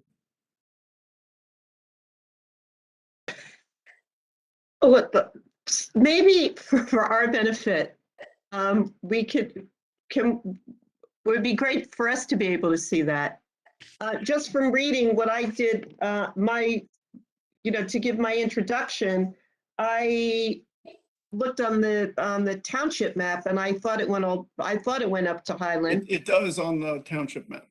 Right. So I think for our benefit, we should be able to look at these maps. So why don't we have Mr. Sionis sworn in, and he can tell us what Tom has been just alerted us to. Okay. sure. I have Mr. Sionis's presentation, and it does have an image of the nomination. Just to confirm, it is in there. I'm sorry. Say that again. The nomination for. Sorry, in Mr. Sionis's presentation that he will be showing you all, it does have images from the report that you're asking about, so we'll be able to see it. Just confirming. Oh, okay. Good. Is he with us tonight? Is he ready to? He present? added as a panelist. He's muted. I'm going to unmute you, Paul. Okay, can you hear me? Yes. Great, Yes, Paul, we Hi. can hear you. thank you. Let me swear you in, Paul. Do you affirm or swear to tell the truth and nothing but the truth with the testimony you're about to give this evening? Yes, I do. Okay, thank you. Mr. Sionis may proceed. Okay, I have 4 slides that I'd like to show. Tommy, if you could pull those up. Thank you. So we put together 4 slides just to help explain this application. This is application to subdivide property that is known as 264 Upper Mountain Avenue, which is currently known as Lot 13 within Block 602. So on this slide number 1, the left side is a Google Earth satellite view taken from the township planning memo, and the township planning memo actually circled the subject property. The right side of this slide is from the tax map, and the subject property is shown in blue. Next slide, please. Slide number 2. So slide number 2 is an image from the National Register of Historic Places inventory. And this is part of the original nomination form for the Mountain District. And you can see how the border of the district runs south to north within the subject property, about 163 to 175 feet, just to the east of Highland Avenue, or down below Highland Avenue. So this is the map that Lisa was referring to.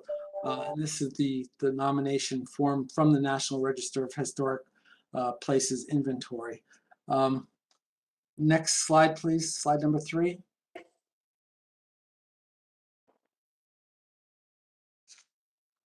So slide number 3 is the survey map of the subject property. This is done by Pernesti surveyors. As you can see, it's a large through lot that extends from Upper Mountain Avenue to the east up to Highland Avenue to the west. The current property is a little bit over 2 acres, and the property slopes from west from Highland Avenue down to Upper Mountain Avenue to the east. And as we've heard, it's currently improved with a 2.5-story dwelling that was constructed around 1906. The dwelling faces Upper Mountain Avenue. It's located in the lower portion of the lot, and we have no intention of touching the existing dwelling or the improvements surrounding the home, which includes the driveway, the patios, etc. The photo in the bottom left is from the planning department memo. This is a photo of the existing home as seen from Upper Mountain Avenue.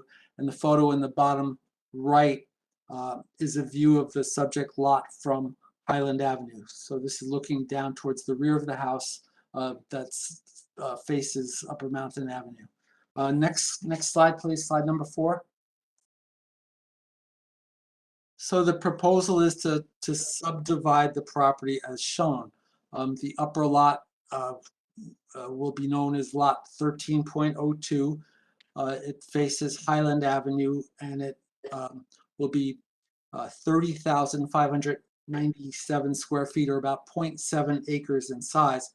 And the lower lot with the existing home would be known as lot 13.01. And that will still have 60,830 square feet, or 1.396 acres. The new common lot line appears to be just about where that westerly border of the Mountain Historic District is from the National Register form that we have. The surveyor has designated the allowable building footprint on lot 1302 based on zoning. And anyone who intends to build a home on this lot will have to comply with zoning, in addition to the requirements of the steep slope area that this subject property falls within. So at 182 feet wide, it's wider than the 6 lots to the south, and it's wider than, I think it's 10 lots to the north along this side of Highland Avenue, all within block 602. And at 30,597 square feet, it's also larger than approximately 8 adjoining lots, 4 to the north and 4 to the south along this side of Highland Avenue. So that's the proposal, to subdivide this property to create a new lot facing Highland Avenue. As we said, the design of a new house is not part of the application to the Historic Commission. That will have to be reviewed by the planning board. But someone who decides to build will have to get approval to build that house, a house on this property. Lisa, anything I forgot, or? That's all. Thank you, Paul.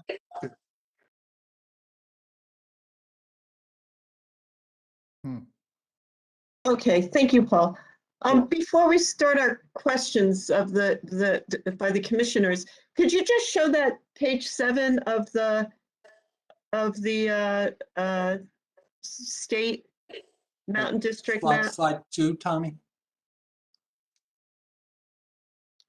Yes, that one. Okay, so the thick black line you're saying is are the boundaries for that district? Correct. And as you can see further to the north, it does go up to Highland Avenue. But at this subject property, it shows that with that south to north line right where the cursor is now. Oh, okay, it's very odd. Okay, thank you. Thank you. So when we start questions, by the commissioners, and keep your questions as we've been told. It's not about it's totally about the subdivision and whether or not the subdivision will fit in with the historic character of the Mountain District, which, as we're now told, we can only view from Upper Mountain Avenue. Correct? Correct. Okay, so if any commissioners have any questions, I mean, why don't we start with Steve Rooney? I don't really have any questions. It's currently a pretty much unusable piece of land. And if they want to improve upon it, that's fine. And I don't think it's going to detract from the existing house. You may not even see the existing house from this new place. Mr. Sweeney? Yes, I'm only asking the question to get confirmation of what's been said. The subdivision will have, in your opinion, Paul, the subdivision will have no impact on the historic character, appearance, of the existing 2.5-story house and the remaining property that will be the lot that the existing house is on.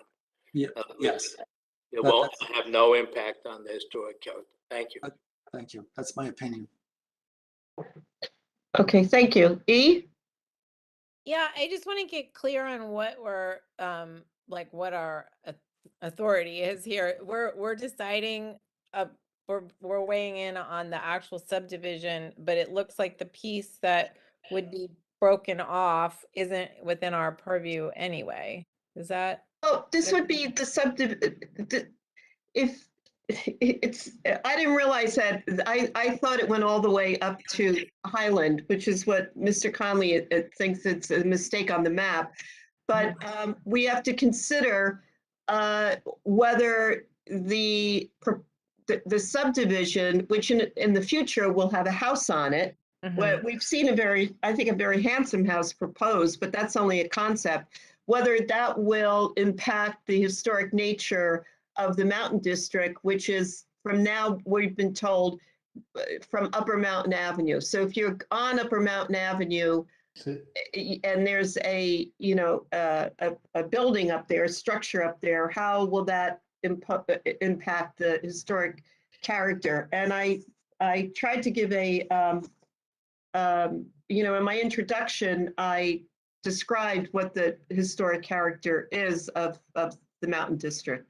So Yeah. really, it's if you're on Upper Mountain Avenue. Come on. And we're not looking at the structure at all. Right. Got it. So yeah, doesn't seem to me that that subdivision affects the historic character. I'm complete. Okay. And John? I just have one quick, what's the hatch area along the bottom? I can't read what that says. That's a utility easement. And it only goes up to that point. Right, So And that's since that's a existing utility proposed easement. that's a proposed utility easement? that's existing. That's existing. Okay. I don't have any other questions. Okay, thank you. Jason? Yes, Paul, that proposed subdivision line, where does that line lie in relation to the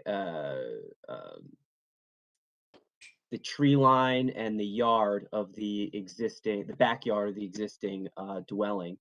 And this relates to just what the feasibility of maintaining some of those mature trees along that proposed subdivision line. Is there enough space there to, I'm just throwing a number out. If there was a 5-foot buffer from the property line, an area of no disturbance, a 10-foot line, would that preserve any of those mature trees without impacting the development of the proposed subdivided lot? The trees along the proposed lot line, you're asking, Jason? Yeah, along the proposed subdivision line. Right, I just, looking at the survey, I can't tell where that is in relation to that tree line. right. There, unfortunately, on the proposed subdivision map, the existing trees are not shown.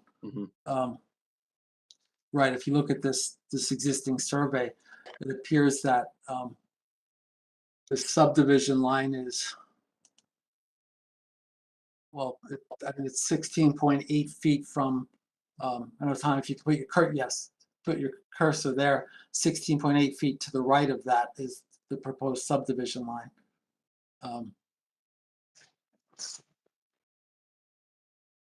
Tommy, is there a way that you could draw on that? I can't see where your cursor is.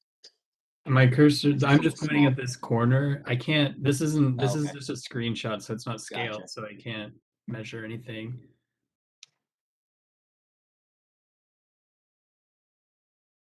But I mean, if this tree Oh, is, okay, I see the map. Yeah, I see your cursor now, so, yeah, sorry, it's, okay. All Well, right. that's a consideration we can write into our recommendations. Anything else, Jason? Yeah, Paul, you know, a lot of the neighboring properties are large estates with large front yards, and they also have properties, developed properties to the rear on Highland Ave. Have you been able to take a look at that and compare that to the subject and been able to, you know, prepare a rendering or some sort to see what the view impact will be from Upper Mountain? You know, are you going to see that proposed dwelling? Is it, you know, is there going to be any impact on the view shed from Upper Mountain? Right. My opinion is there will be no impact on the view from Upper Mountain. And the majority of the houses on Highland on this side of the street are set down approximately 15 feet below the level of the street. So they're all set down pretty low, but they're still much higher than the homes on Highland. And there's a good tree buffer behind most of those homes, which would block the view of anything on Highland from Upper Mountain. So. Thank you. In fact, Tommy, can you go to Google Maps and go to Upper Mountain and view it to the west so we can see? And while you're doing that, maybe Michael Graham, there you go. Can you move there? There it is. Jason asked my exact question. I was curious about whether we would actually see the new home, because I think that could affect the historic character of the Mountain Historic District. And so so Jason touched on the mature trees. Will they block the new home as well? Between the existing house and the new house, my opinion is yes. Yes. Chair, can we make that a condition of this? Yes, I've said to maintain the trees to create a buffer between the. Oh, to create a buffer. Okay. Yeah. All right. I mean, that was my really thought. We would recommend that the planning board impose that condition. Yeah. I think that's really my only concern. And Tommy, can you go south on that view and go, because I know there's a house to the south on Highland, and okay, and just see.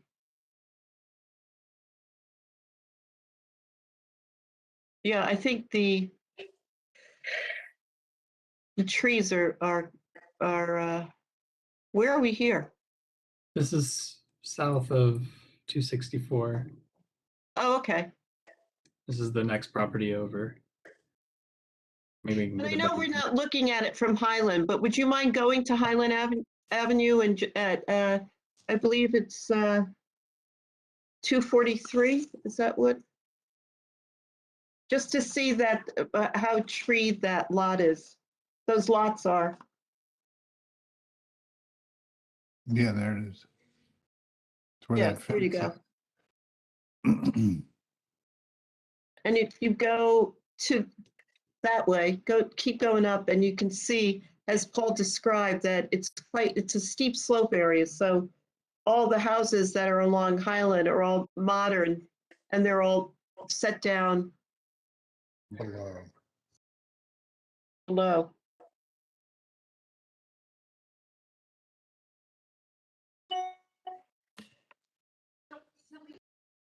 Okay, I just want for people to see how they're set down off of Highland. Yeah, and just to add to some of the comments that you're making, I'm looking at the proposed subdivision map, and there's a 78.5-foot setback between the rear of the existing building to the new property line. And then the new home is proposed in accordance with code 50 feet back from that. So you'll have a very substantial buffer of 130 feet between each of the two new buildings. I mean, between the two houses. From the two houses, yes, that's what I mean. Okay. All right, thank you. Tom, can we, I'm sorry, Tom, can you put up, I'm sorry, Tommy, can you put up Tom's comments and let's hear from Mr. Conley? Oh, yeah, sorry. I have it pulled up.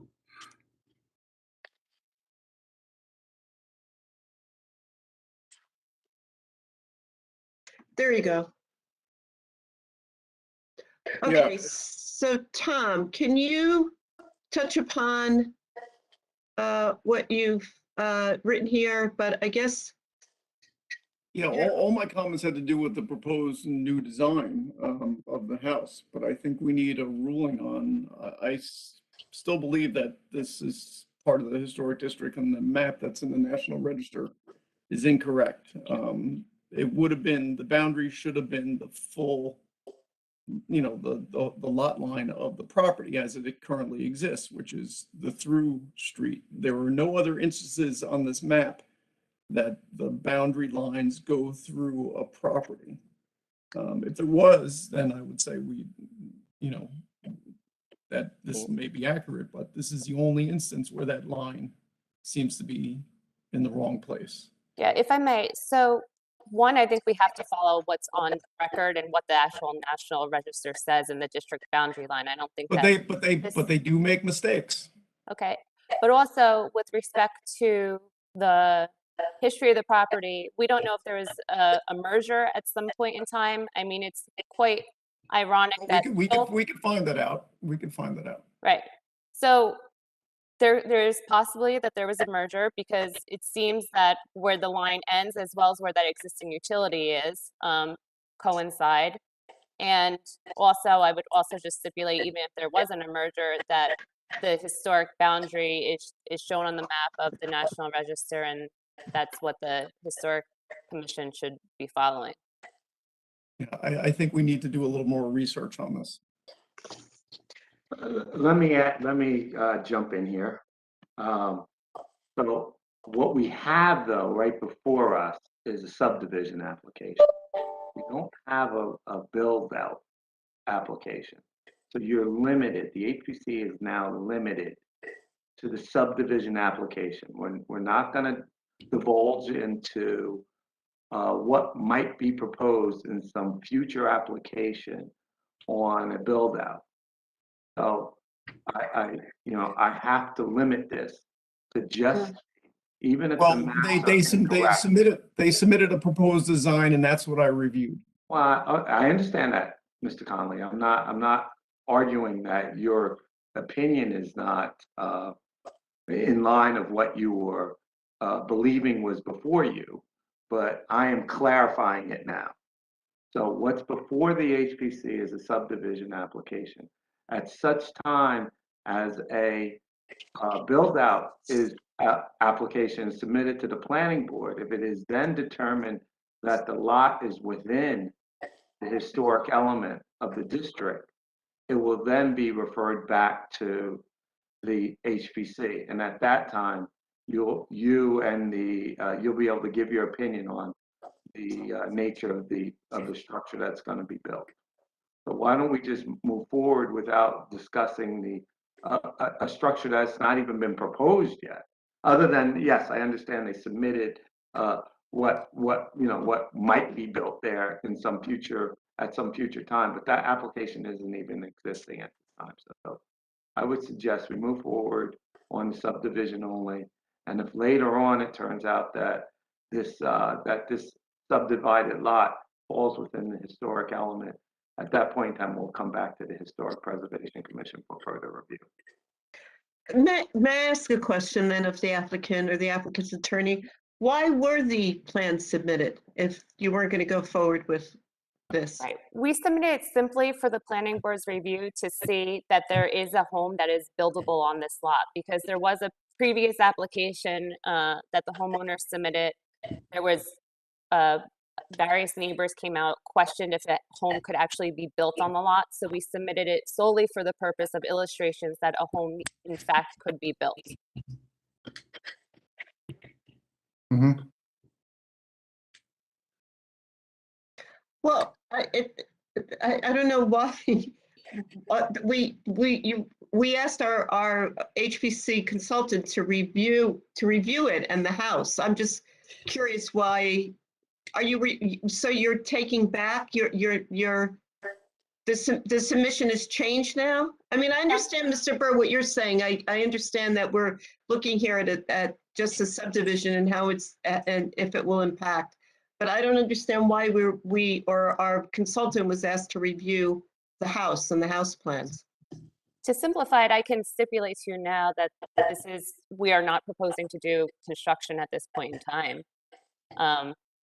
If that helps with your decision-making process. Like I said, it wasn't really submitted for HPC purposes. It was submitted to the planning board just so that they can see that a house could be built on the lot in compliance with steep slopes and building height, etc. Okay, all right, thank you. So we've been advised by our attorney that now our discussion will only center on whether or not the subdivision impacts the Mountain District, which we're told is really only visible from Upper Mountain Avenue.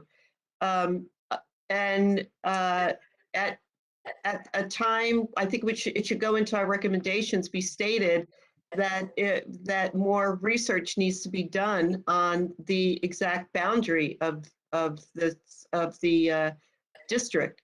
Because I do agree with Tom that it's very odd that some of the properties go up. I think when these were built, they all went up. I mean, I don't know when the other houses up there, when they subdivided them, maybe in the 70s. I don't know. And that predates what the historic district, the creation of the historic district. So I think at that time there would have been, where the actual lots up on Highland would have gone on their backyard between the two yards.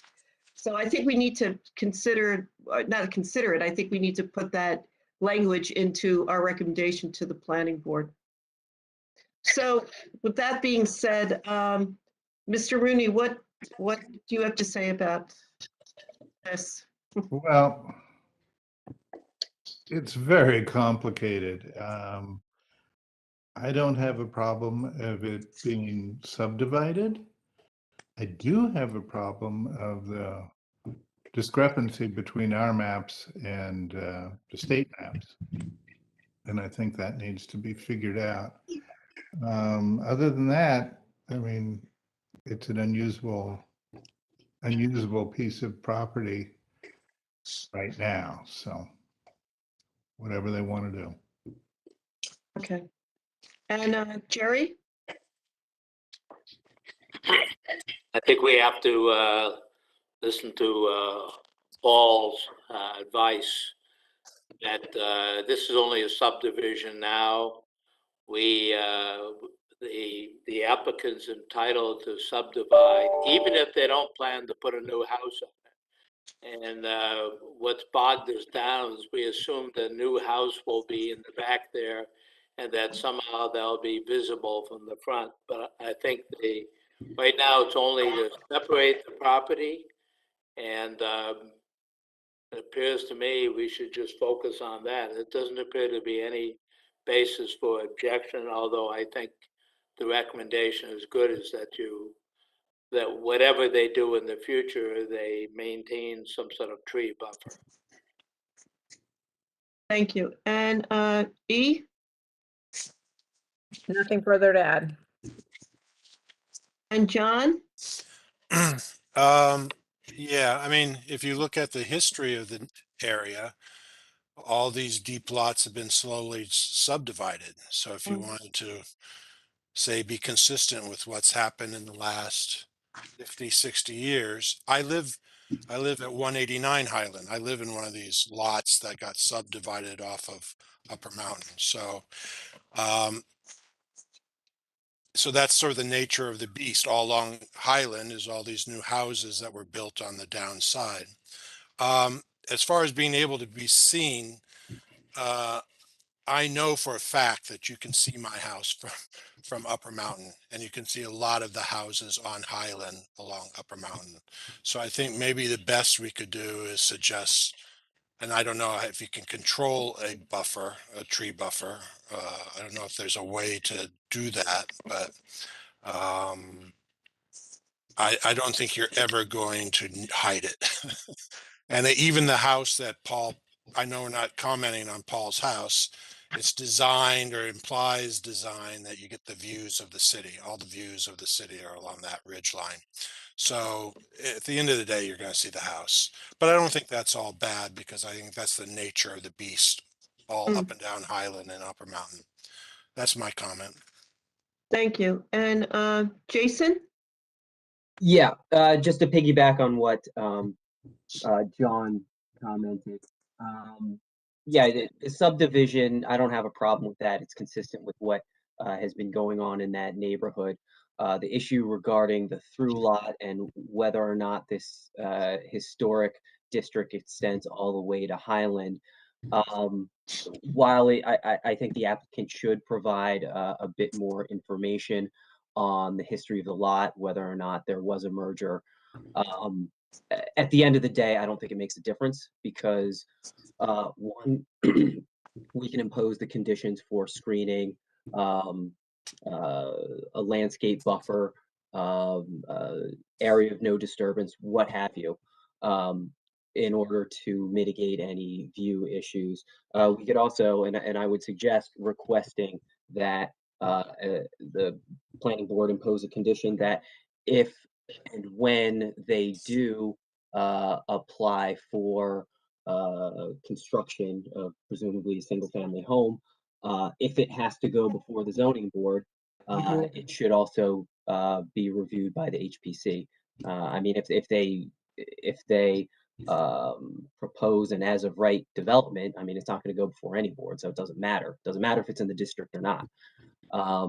Because this is a state and national designation and not a local. So we don't have jurisdiction for a C of A unless another board reviews it anyway.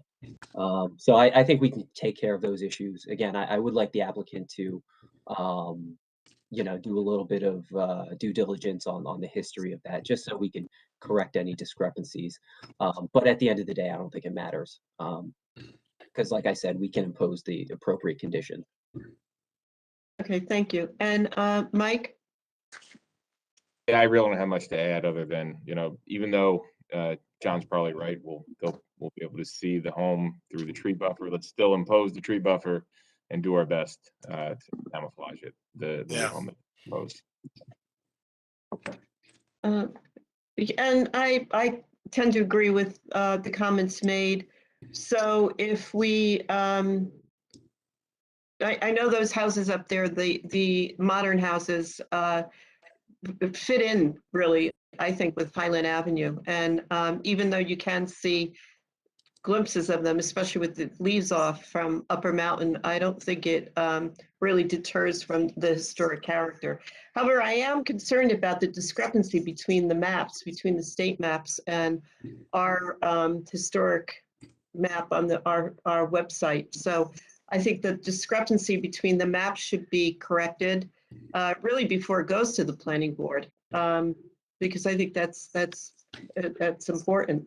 And the other recommendation that we've had is to maintain the tree buffer between what will become the property line on the two structures.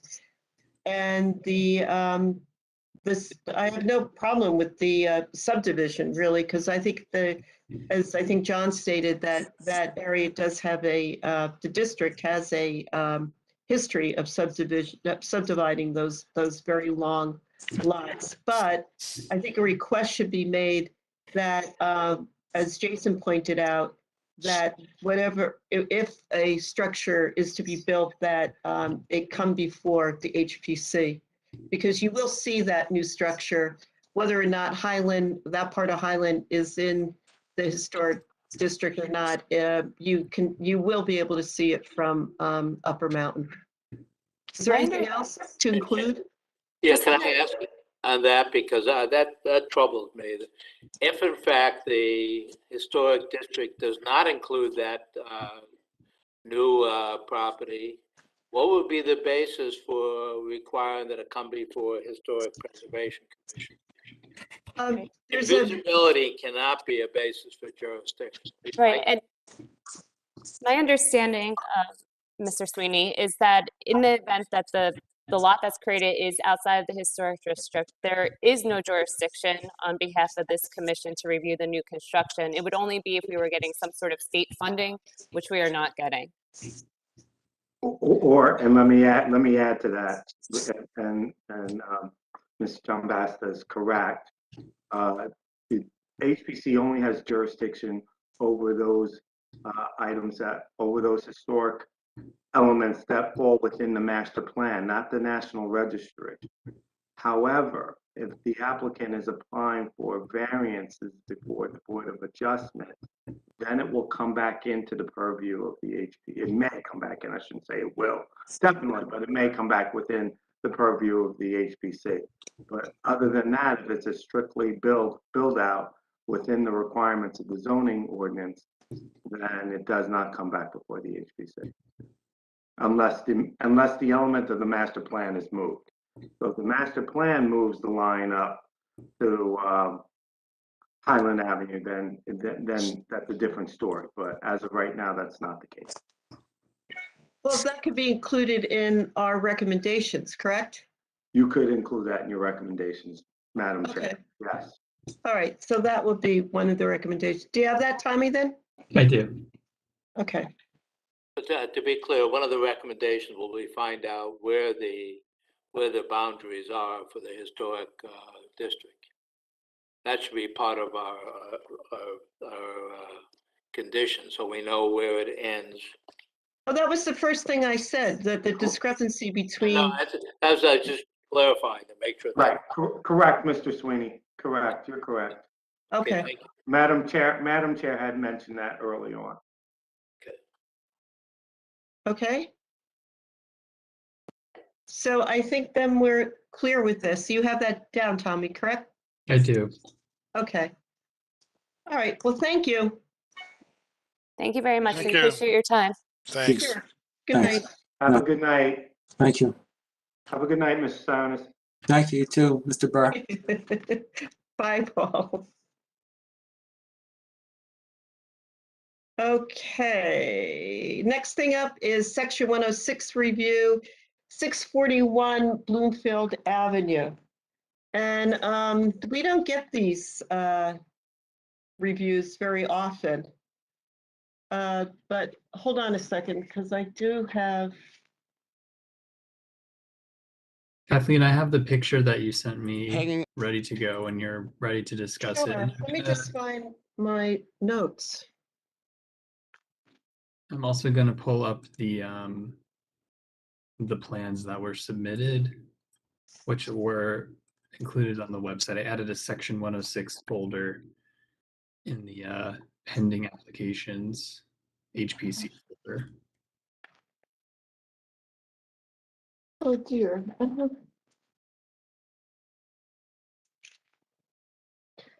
So I don't know where my notes are for this. Just a second.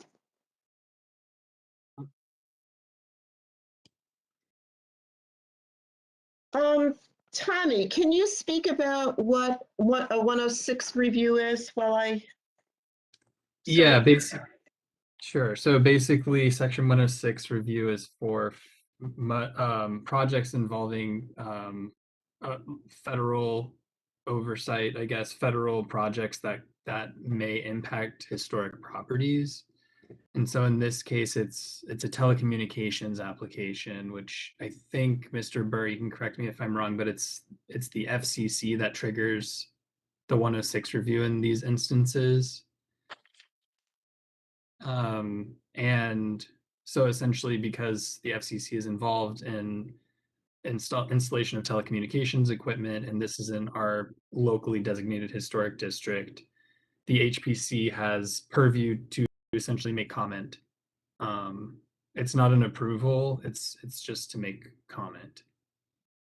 And so it'll work similarly to how we did the last two applications, where we'll provide commentary to the person proposing this, the entity proposing this.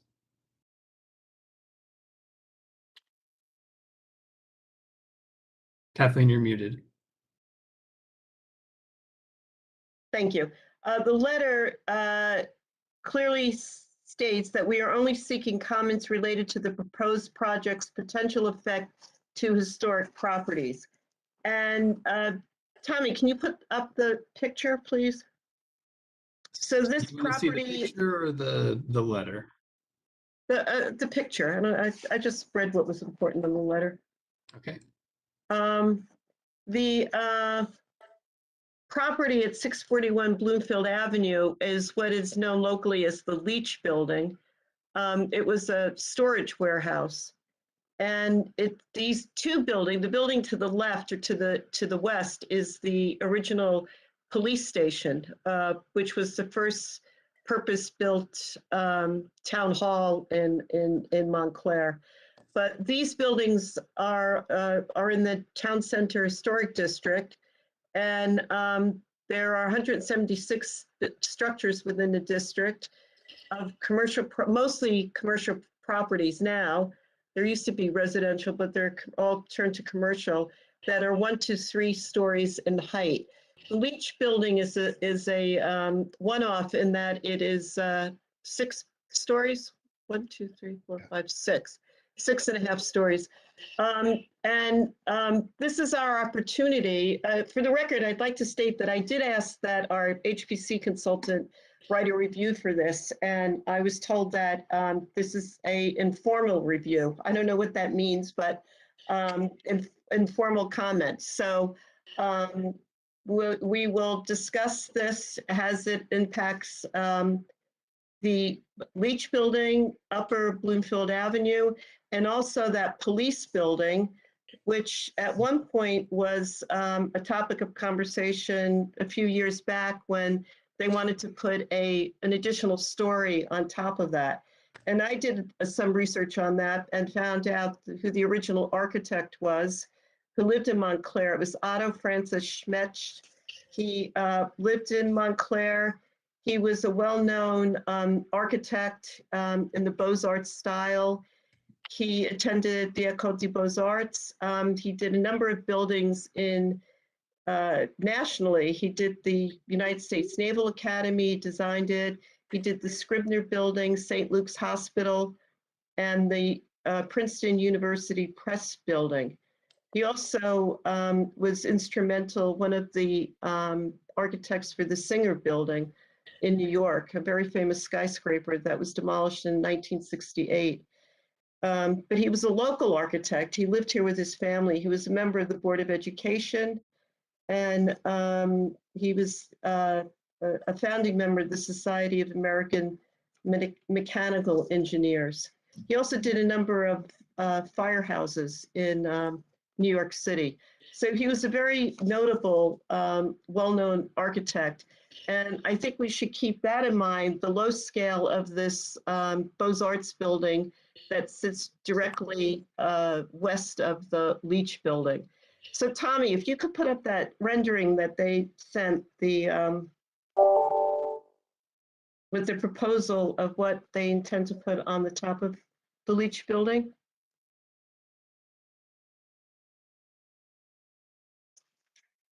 So I'll just go over it really quick, just a high level. They're basically proposing panel antennas and an equipment cabinet kind of in the center of the roof, but there's, I think, let's see, one antenna here, one here, another here, and 2 antennas on this side of the building. And then all of this is just basically wire ducting that's going to be mounted to the surface of the roof. And then this is an equipment cabinet basically on I think a sled mount in the center of the roof. And then there's also elevations. So it's worth noting that they have this, which is basically they're cutting out stories, I think 2 through 4. Just so you're aware, this is not the actual proportion of the building.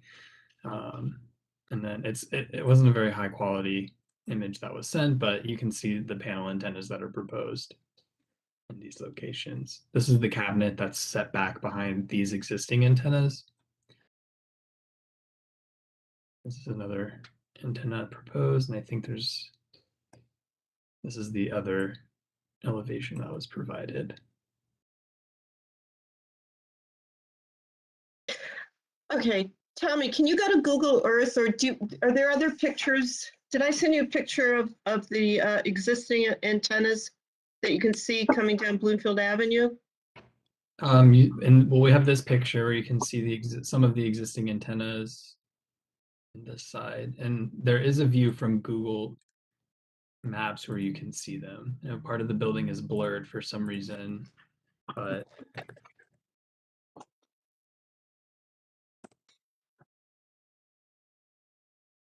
And their proposal then is to actually to place a cabinet up there? correct, in the center of the roof. Well, the rendering is unclear as to, I mean, I can't read it. Yeah, it's not super high quality. Let me pull it back up. The equipment cabinet, yeah, you can see it here in this elevation.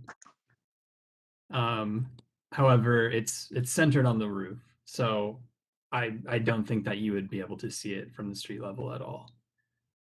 But did they give you a schematic as to how far back from the facade it is? There's no dimensions on the plan, but you can see it kind of proportionally here. What, can you point out where it is there? I don't know what that means. Right here. Where all of these wired covers are leading to, right here.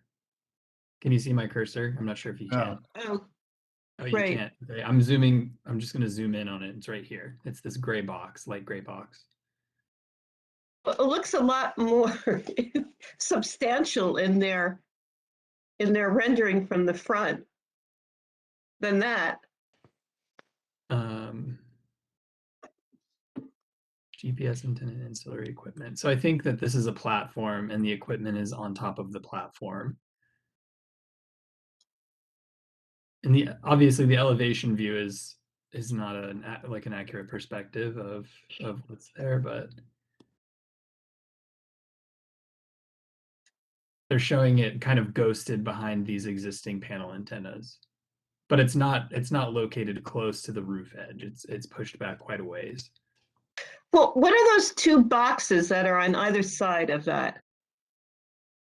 I believe maybe penthouses, like stairwell. You see. That aren't there now. Well, let's see. It's not. It says penthouse, existing penthouse. Oh. They're not proposing to construct. It's this right here. Is that a view from the back side that you're showing? No, No, it's this is Bloomfield Avenue. I'm having a hard time getting a view of the other one.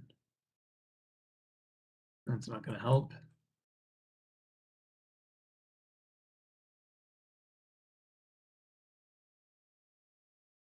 There's the other one. okay.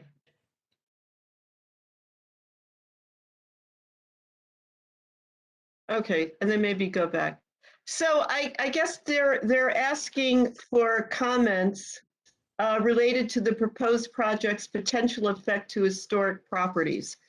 So in your comments, you should keep in mind the building to the left, that lower scale 3-story building that dates from, I believe it's 1913, that one there, 1913.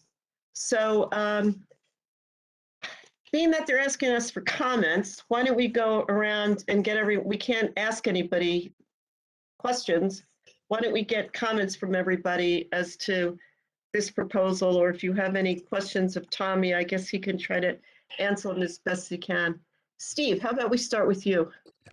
Well, all the tall buildings in Montclair have the same problem, is that the wireless people want to put antennas up there. And it should be important that the antennas are placed on the roof behind the parapet.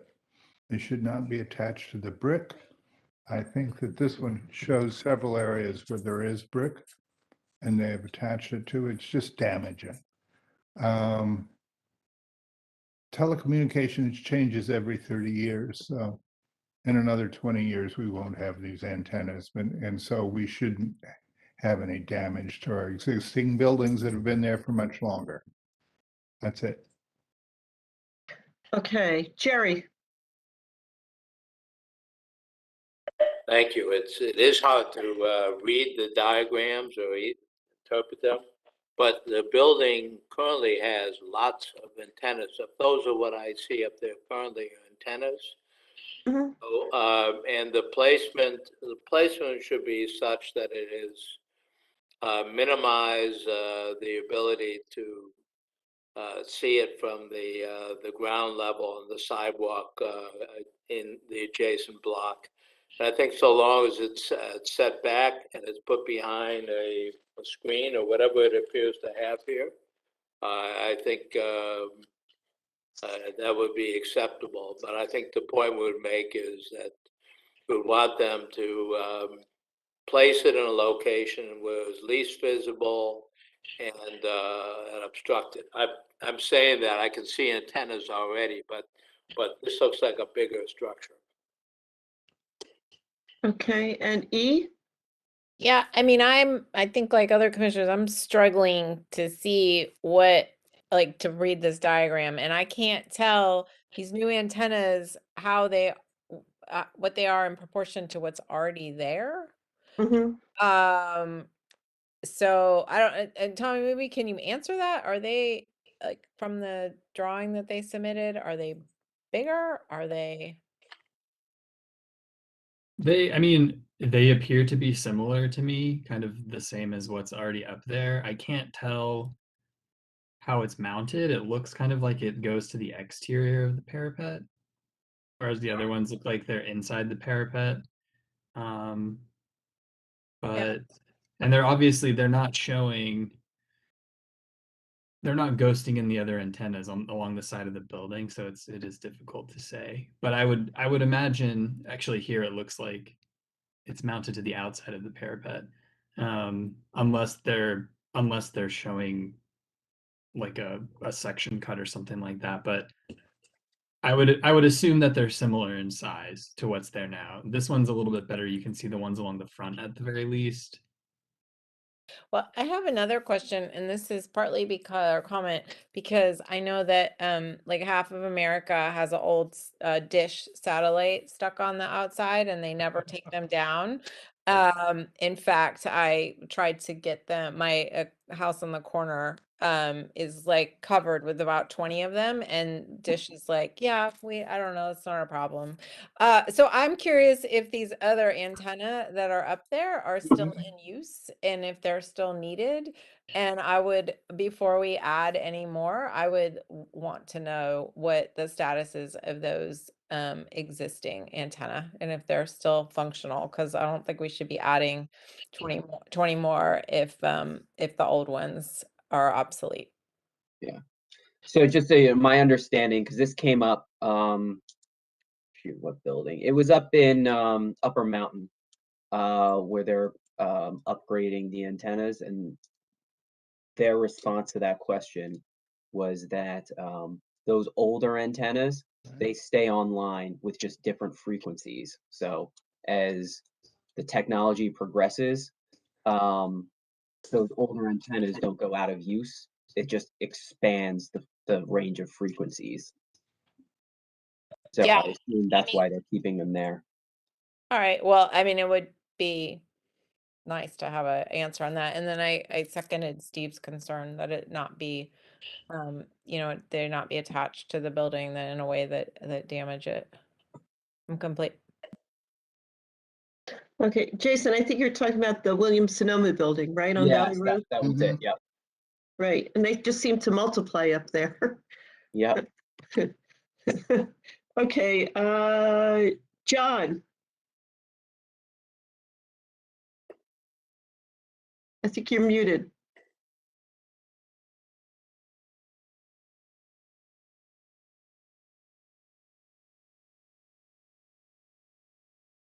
It's John's. Oh, well, Mike, why don't you jump in? Sure, yeah, I just want to jump on that point that you and Jason just made about, I mean, the Williams-Sonoma building, they're constantly adding to them, and the point that Steve and E made. I think the more we can get these companies to hide these antennas, the better. So if we can make a condition that they hide these things, I think we should. I think we can Stop, make a stop the comment. bleeding, if you will, of more and more antennas polluting our tall buildings. Well, they do, it appears, I think the verbiage here says that there's a screen from side to side. Is that, didn't you say that, Tommy? That they're proposing a screen? Yeah, see that, if you go back to the rendering and that dark area at the top, is that a screen? And put them the inside of the parapet. Why do they have to go on the outside? I mean, I don't get it.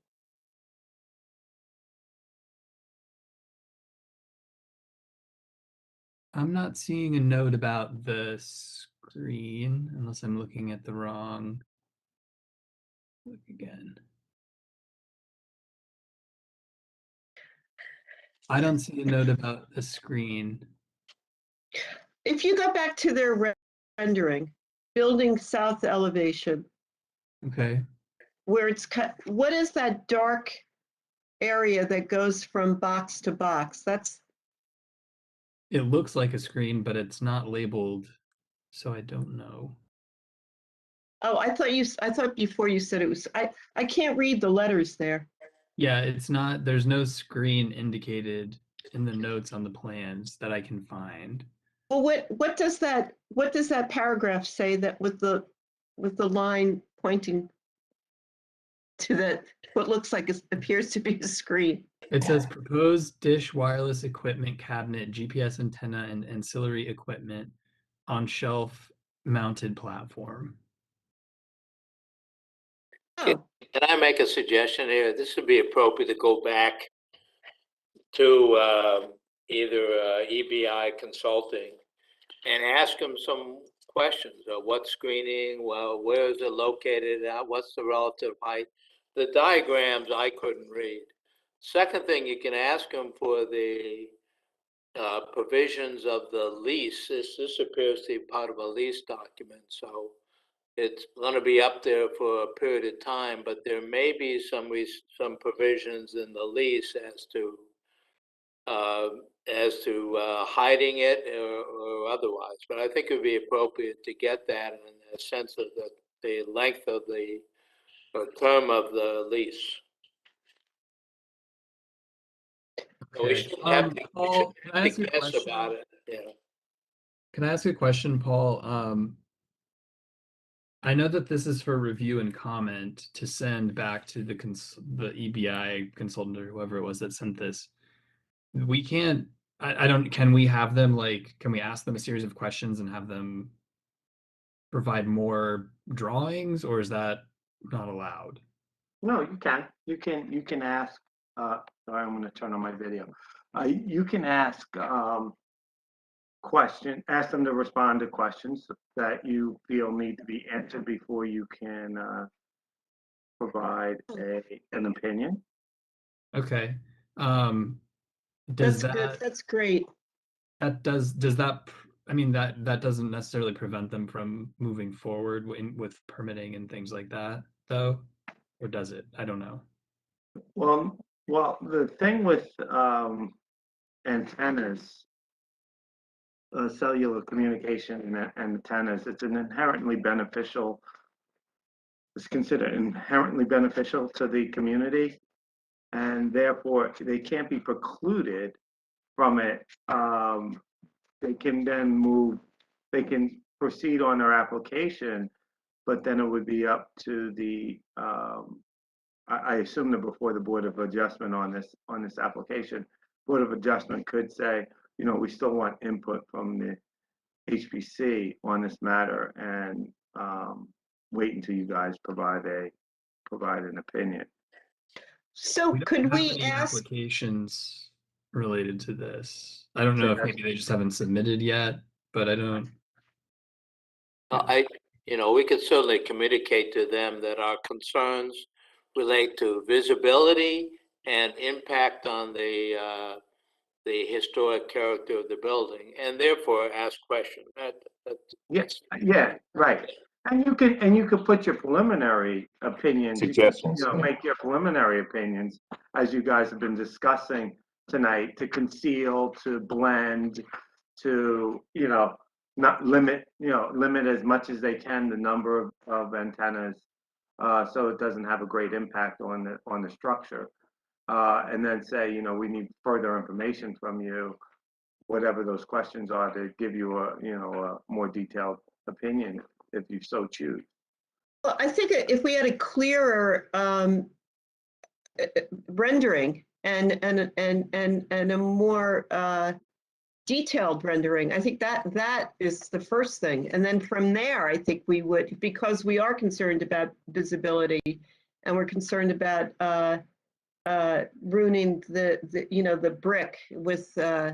So I think if we ask for a clearer rendering, Tommy, with more detail. I think, Chair, perhaps we should include, though, a list of our concerns to go with that, right? Because we're concerned about the visibility, how it's going to impact the, especially that important structure. Yeah, that's the introduction to the letter. Right. Asking questions. Tommy, are they asking for guidance? Is that what the purpose of the letter is? I think they're submitting this because it's a requirement. Okay. Right. They're only Actually, seeking comments related to the proposed project's potential effect to historic properties. So I can submit these initial comments and ask for, an addition, like clearer drawings. But I guess it would be kind of up to them when they submit those. And then once we have them, we can put it on the agenda again. Mm-hmm. Right. Because I also have a concern, I really, from looking at this, what you said it says that it's the existing penthouse, but there's also a proposed penthouse, I believe, to the east. So it's not clear. Do you see that box? And I'm only it seeing almost looks as though they're adding another story to the existing 6 stories. The only things being proposed are the panel antennas, the equipment cabinet, and the wire trays. So why don't we just say that in there, Tommy? Just say if there's anything else being proposed in addition to that, we need a more clear rendering because, it's not clear from this drawing that that's the case. So why don't we just say, these are the things you're proposing, don't add anything else. Okay. And the drawing doesn't make it clear. The drawing makes it appear that you might be. So give us a better rendering. Okay. And we would not approve any attachments of antennas to the historic facade, which shows on this west elevation. I think Yeah, E it looks pointed it out. It looks like they are being proposed to be mounted to the exterior of the brick rather than the inside of the parapet like the other antennas. Some of them, at least. Yeah, that would be terrible. Agreed. Okay, are there any other things that need to go into this letter? Hopefully we'll get it back by May's meeting.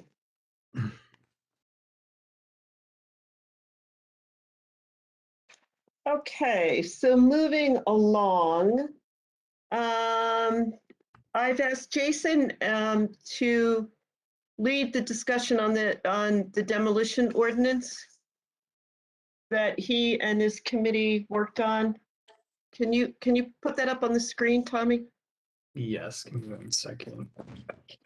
And once I have it up, I'm gonna just run to the bathroom quickly. Sure, we'll take a 5-minute break. I'll pull it up so Jason can start discussing. And Jason, I can hop into because there were a few changes that we had made before you submitted your text changes as well. But we can start with yours. No, I'll just go through the whole list and then I'll just comment on what was because this was a compilation of various people's input. So going through second page, there's an amendment to the definition of total demolition and totally demolished. And you'll see the added text in red. Any demolition proposed within 2 years of a previous demolition permit issuance will be considered cumulatively with respect to the percentage of exterior walls demolished when determining whether total demolition is proposed. And that was added there based on concerns that someone could, get a permit to demolition a portion of the structure and then come back later and demolish another portion of the structure until there was essentially nothing left and they've avoided review. So that was just kind of closing that loophole. Hey, Jason, just a question. Do we want to extend it beyond 2 years? Well, we could. I mean, 2 years is generally like, that's the lifespan of an approval. So What does that mean, Jason, the lifespan of an approval? So if you get an approval, they run with the land, but you have protection from changes in zoning for 2 years automatically under this MLUL. But you can always ask for an extension from the planning board, but that requires you to come back to the planning board. So. Oh, so should we say, and any extension, 2 years plus any extension granted?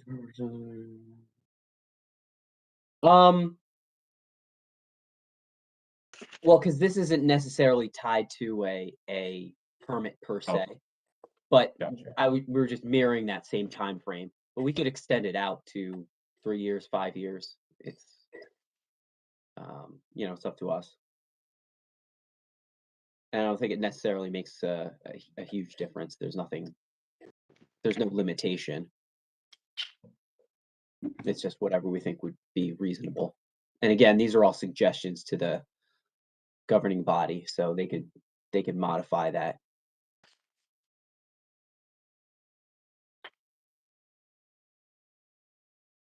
Scrolling down, the next change is in the section that has to do with total demolition permits and the procedural aspect of that. And you see it's section E2D. This adds the clause, and to the satisfaction of the Historic Preservation Commission.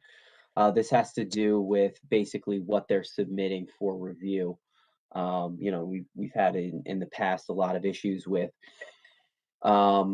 applicants not submitting the pictorial records or information on the historic significance, and then they get to the hearing and the commission doesn't have what they need to determine whether or not the structure is significant. The only comment I have on this is I think we need to rework the language. I understand what the intent is, but I don't know if this would hold up to legal challenge because it's a fairly subjective standard. So, to the satisfaction of the Historic Preservation Commission, I don't want to impose a completely objective checklist of items and requirements because every property is different. But I think we need to play around with this language a little bit more just to make it a little bit more objective. So an applicant kind of knows what they need to provide, and we don't run the risk of someone just challenging this as being arbitrary and capricious. So that's my only comment on that proposed modification. I think in intent, it makes perfect sense. I think we just need to tighten it up a little bit. But Jason, we're asking them to provide facts.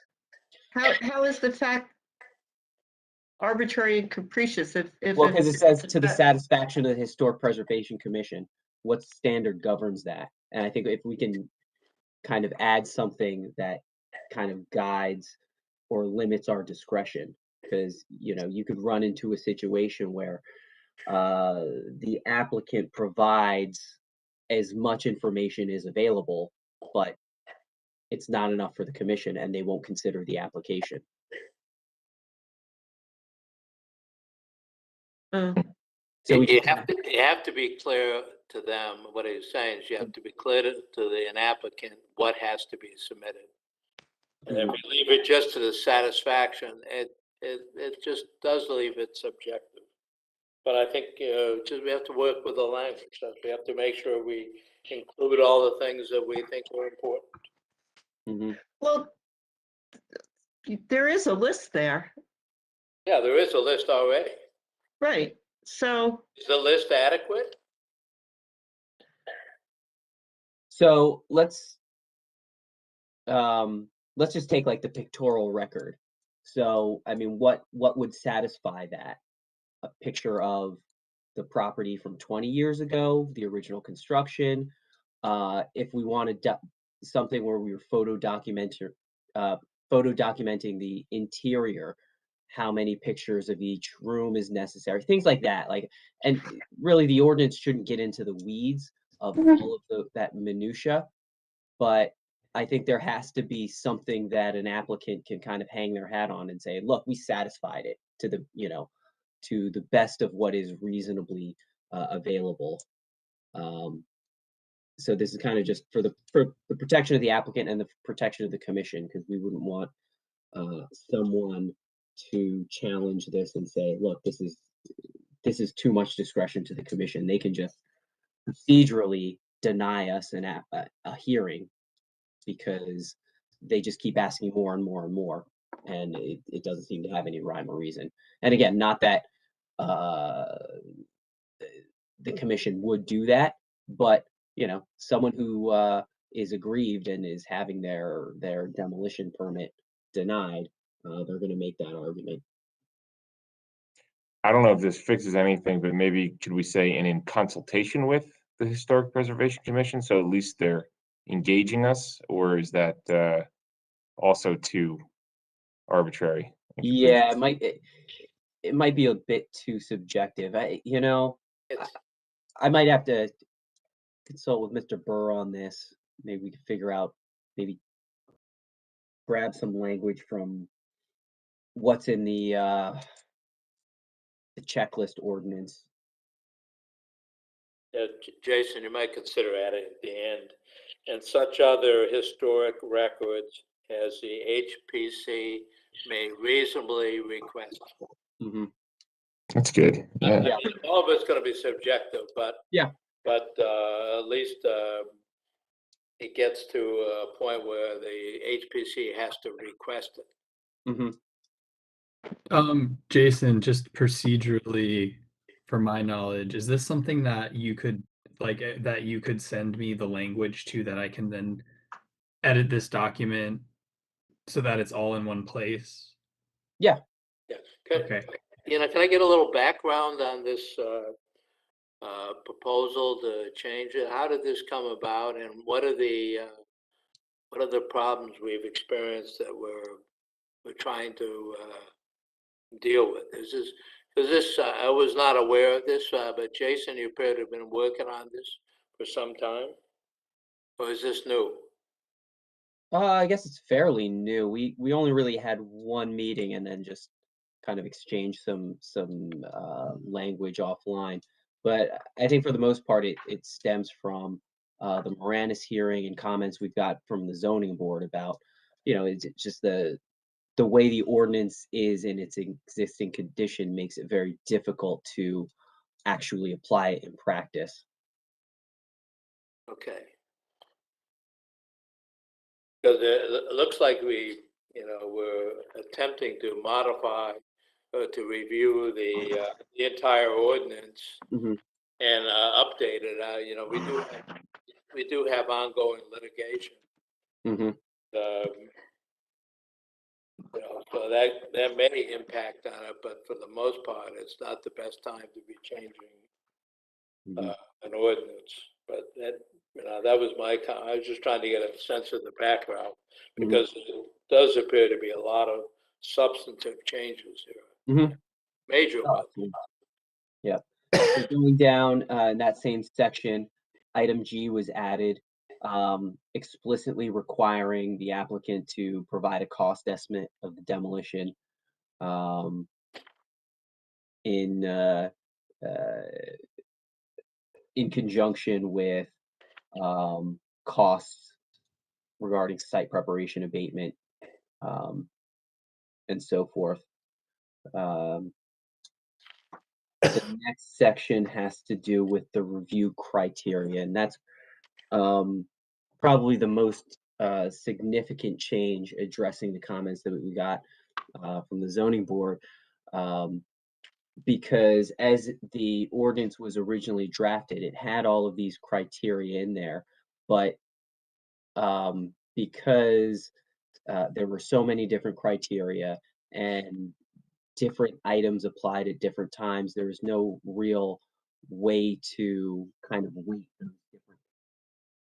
So what we did here was we split it out between demolition and removal and moving of structures. And between those two categories, we broke it out into basically a two-part test. So the first test has a series of factors to determine first whether that structure is historically significant and worth protecting. And then the second part is, all right, even if it is historically significant,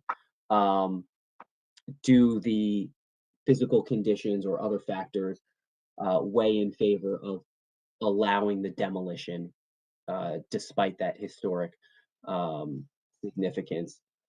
So in order to allow the demolition, or I'm sorry, in order to prohibit the demolition, both the first part and the second part have to be met.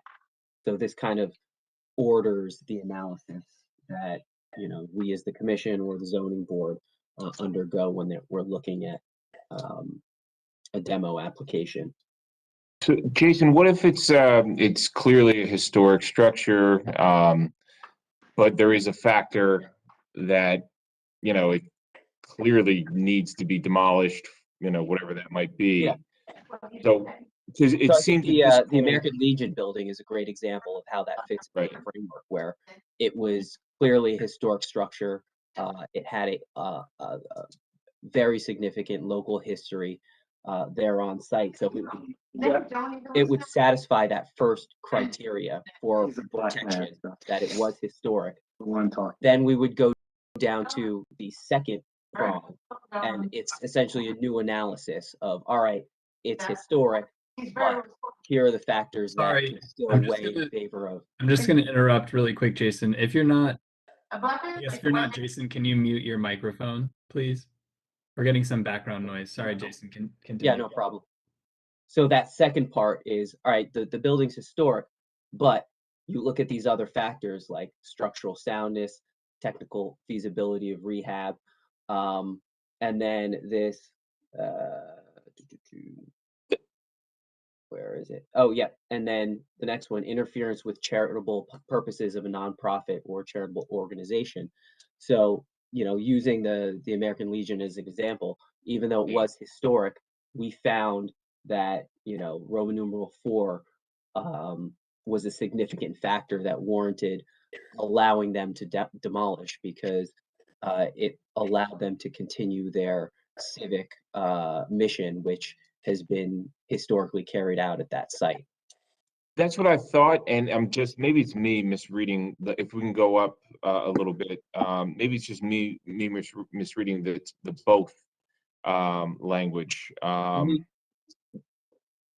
Application demolished may be denied only when both parts of the following two-part test weigh against. Yeah, so if we're saying may be denied only when both parts of the following two-part test weigh against the preservation of historic structure, aren't we? It almost seems like we're saying if it's historic, then it fails because both parts of the two-part test are not satisfied. Well, I I think the think we need to confusion is tweak that both. that first clause is written kind of in the double negative. So an application may only be denied when both parts are satisfied. So it has to both be historic, and it also has to, not satisfy those other criteria. Only be denied when. To me, it's confusing as a lawyer, but I would ask Jason. I see a provision about the cost of demolition, but I don't see anything about the cost of rehabbing it to a functional. I see technical and other, but I didn't see the cost for that. That's the undue hardship issue. But yeah, where was the cost of rehabbing and rendering it functionally viable? Whatever. I'm not even sure the test. Well, yeah. Roman numeral 1 in Part B. It has structural soundness, integrity of the object or site, and the economic feasibility of its restoration or rehabilitation. So that prong has kind of both elements in there. So economic is including Yes. the cost. Yeah. The cost of doing it. Okay, I would use the word cost or expenses to do it. So economic feasibility. I'm not sure. That may be a right criteria, but you definitely gotta ask for the cost of doing it. Yeah. And then that next section 4, that's essentially the same thing that we did with demolition, and applied that same 2-part test to relocation.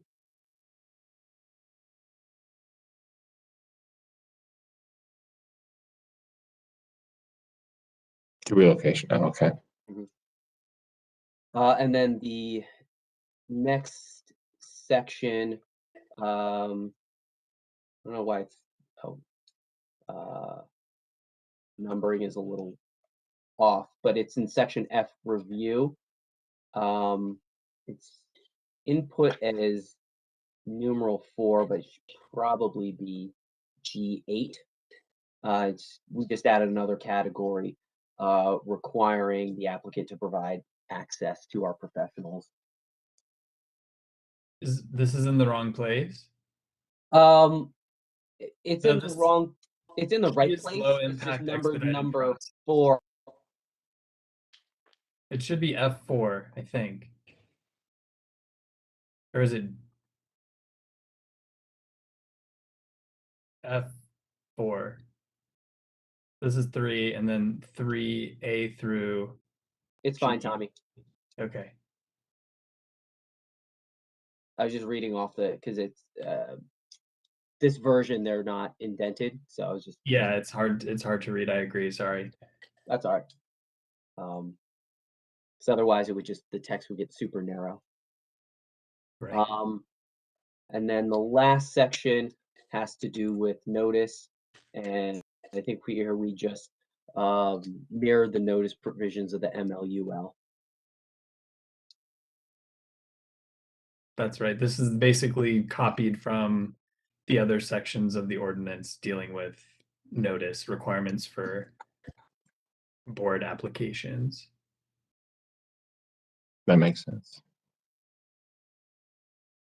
So that's the extent of it. To the extent that you have any other comments or suggestions, especially with respect to that section about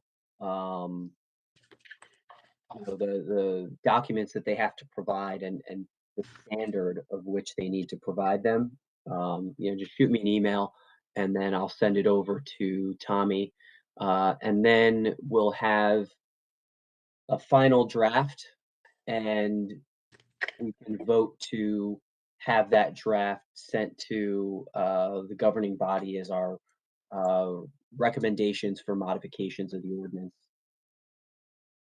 So Jason, sorry, I think you just said this, but I'm going to ask you to repeat. Are you requesting that the commissioners send you the changes that they'd like made, and then you'll compile them and send them to me, or have Yeah, them send them directly to me? I'll take a look at what they send me, and then I'll send it to you to add. Perfect. Okay. Jason, do you have the written comments from the planning board, or was that orally given to you? No, this was just based on my observations when they were at the Moranis appeal. Okay. That was the Board of Adjustments, yeah, not the planning board. Okay.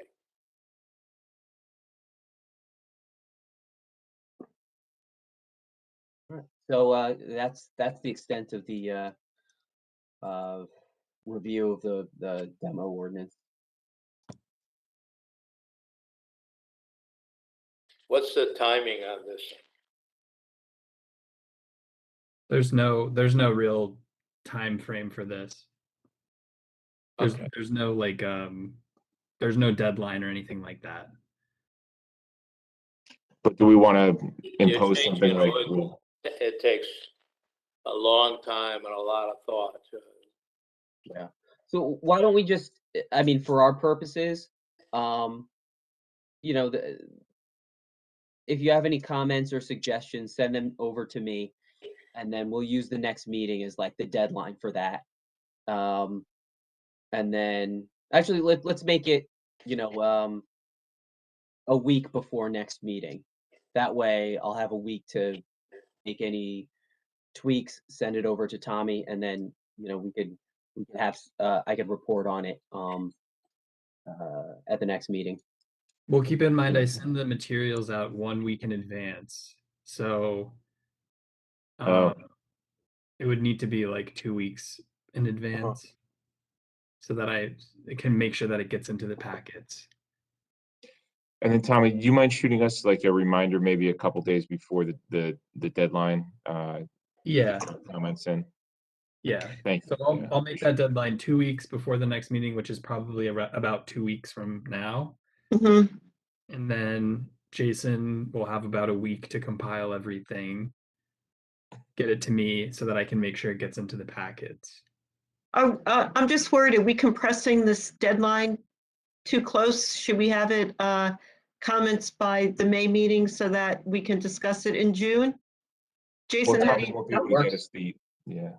Yeah, let's just make it the next meeting and then we'll push it out to another meeting.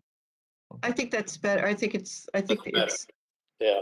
So do you want me to add another discussion item to the May meeting about this, like comments on, or just the same type of thing that we're doing now, but yeah, just put it on the agenda as like, you know, last chance for comments.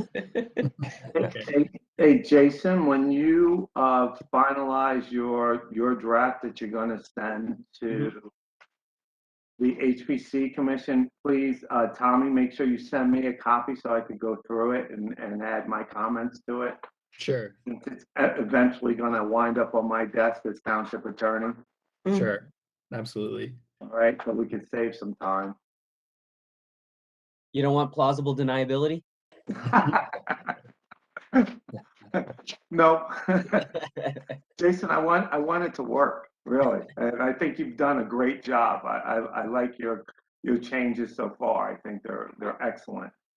So, but anywhere where I can tweak it, you know, and once it's ready, submission to the council for review and consideration is excellent. You know, and Mr. Sweeney can concur with this. You know, the tighter it is and the more objective it is, the better. Then we get less challenges, we get less litigation. The applicants know exactly what they need to do to get it done. So I think you've done an excellent job. Thank you. And thank you everyone for also contributing. Yes, all the committee members who've put input so far, and those who will put input when we finalize this is greatly appreciated.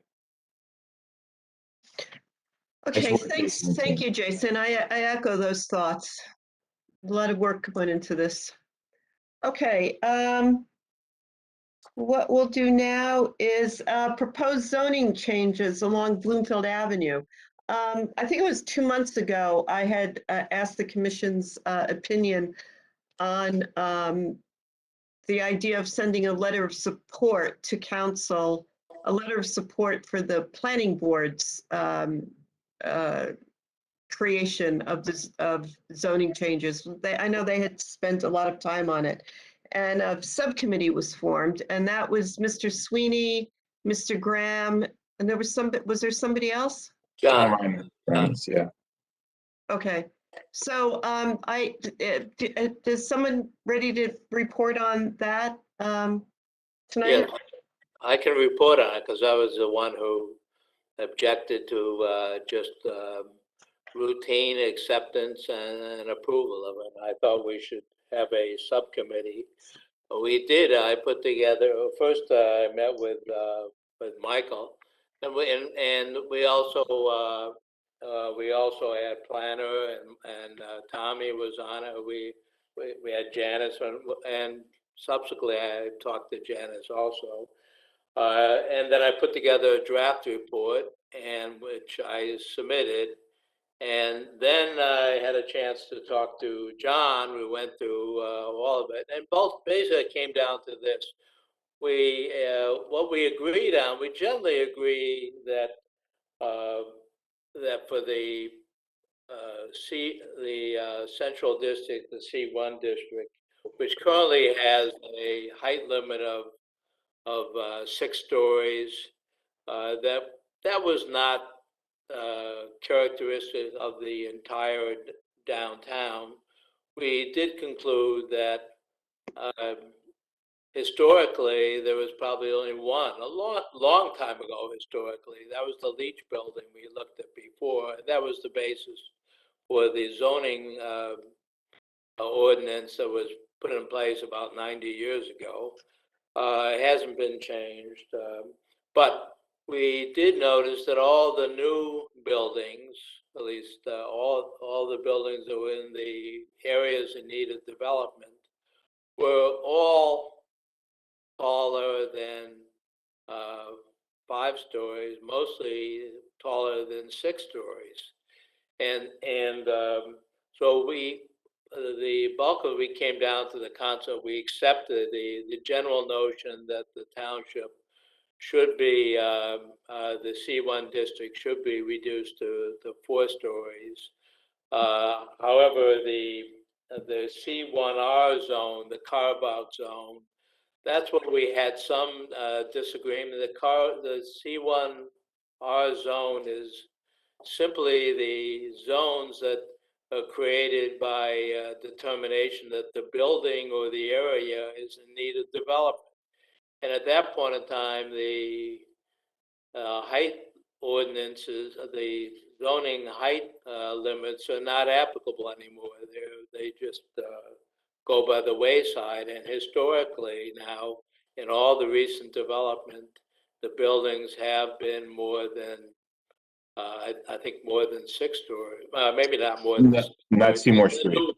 The New Arts one was, I think, only about 5 or maybe arguably 6.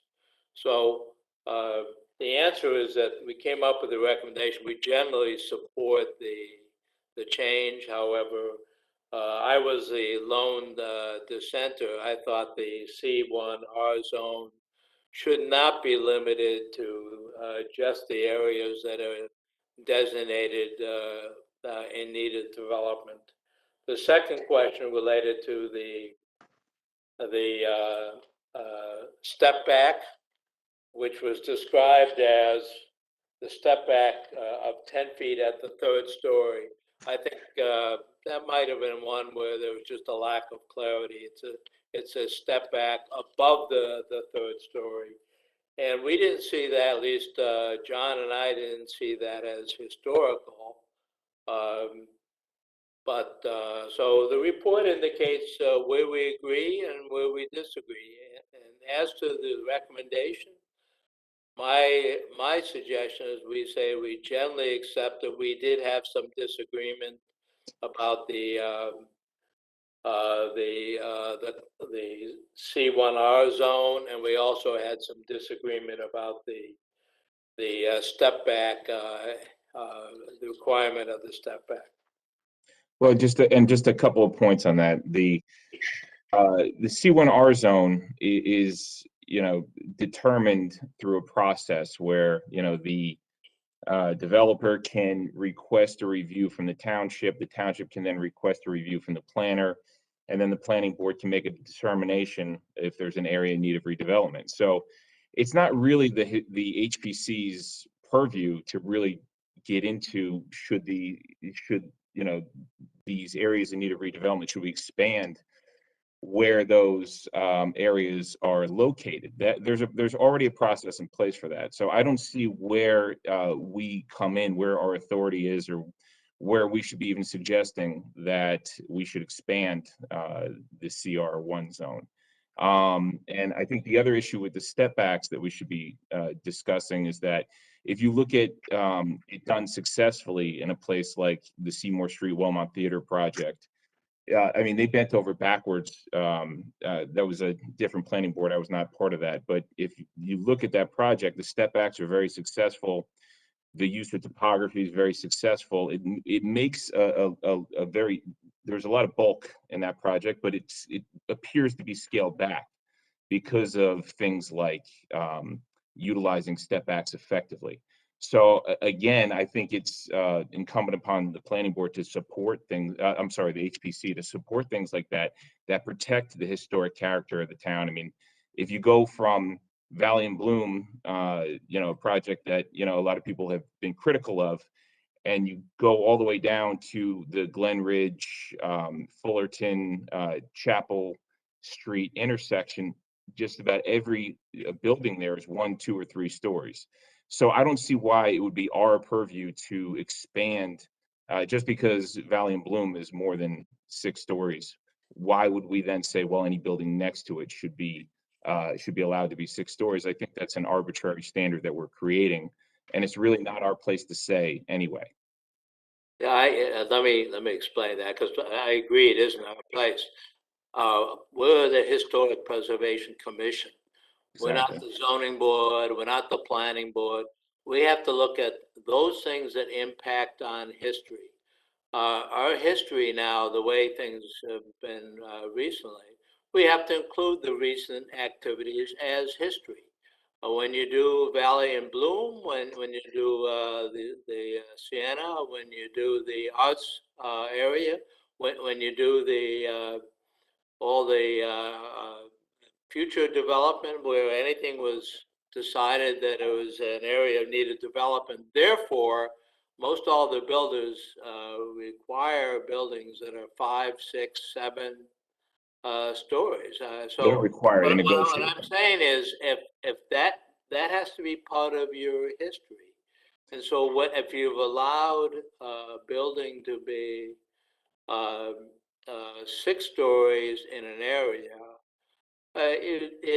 You can't say that it's improper historically to allow an adjacent building to be increased to the 6 story. I think that's just a fallacious argument. So Well, that's Jerry, why that's where I agree that historic preservation and as to the setbacks, I think we all value the setbacks, and I think, and we talked about it, every one of us agree, but I don't see that as a historic feature that exists in Montclair. So that's the only reason I objected to that. And also, I thought it was unclear.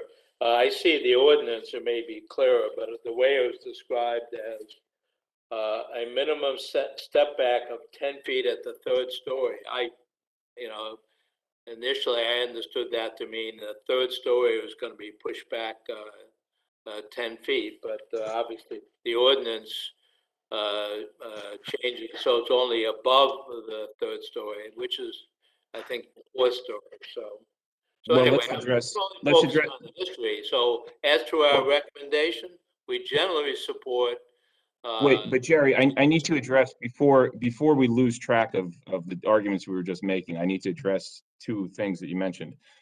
One, you can absolutely say that an area in need of redevelopment and a historic district can coexist, and the reason for an A&R is different than a reason for historic preservation. You're balancing 2 different interests. One is an interest that, an area is maybe perhaps it's historic, but it is also perhaps blighted and it's not getting proper use, or there's a whole litany of reasons why an area is designated an area in need of redevelopment. Along with that, we balance the historic interests. So you can have an A&R directly next to a historic district, and I don't think those two concepts are in conflict. And then the second issue regarding the setbacks, I think it makes a lot of sense to have setbacks at a certain point to protect the typical amount of light that we see on Bloomfield Avenue. You don't want that to be a bulky, shadowy strip down there.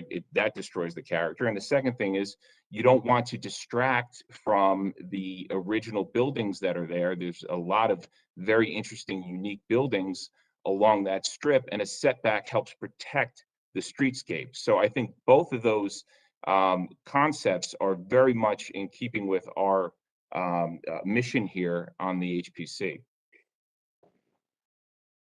Okay, let me ask you, has everyone read the revised report that I prepared? Yep. Everyone. I was asking if all the commissioners read I'm saying I did. I don't know if everyone did. Yeah, I'm no, saying I think you, Michael, you did. So Yes, I know. I read it. Yeah. Has everyone looked at it? As I say, I think generally we do support the concept of reducing the height, and I think, but the report I think reflected the views of both Michael, John, and I spelled out the difference. I know Michael came from the planning board that made the recommendation in the first place. I really wouldn't have expected you to you change your view. You support what you originally went. So that's not different. But it's not without reason, Jerry. It's not without thought. Yeah. Once you've decided that a whole area or a building can be 6 or 7 feet tall, it strikes me as a little odd to say, well, historically, it would not be proper for the building immediately next to it, the adjacent building, or even the one across it, to be at the level of 6 stories, because that's inconsistent with history. History Two different interests at play there. Two different interests at play. Yeah, but there's another interest. People had an ordinance in place for almost 90 years. Some people buy the property with the expectation of further development. They're looking at the trend, and some people have kept building. And so you try to accommodate all those things. Sure, but we're not trying to protect my question an on this, ordinance. We're trying to protect history. We're not trying to protect an ordinance. We're trying to protect I've historic given my communities. views on it, and Michael's given it. So I think someone else should, but I overall, I believe we ought to write to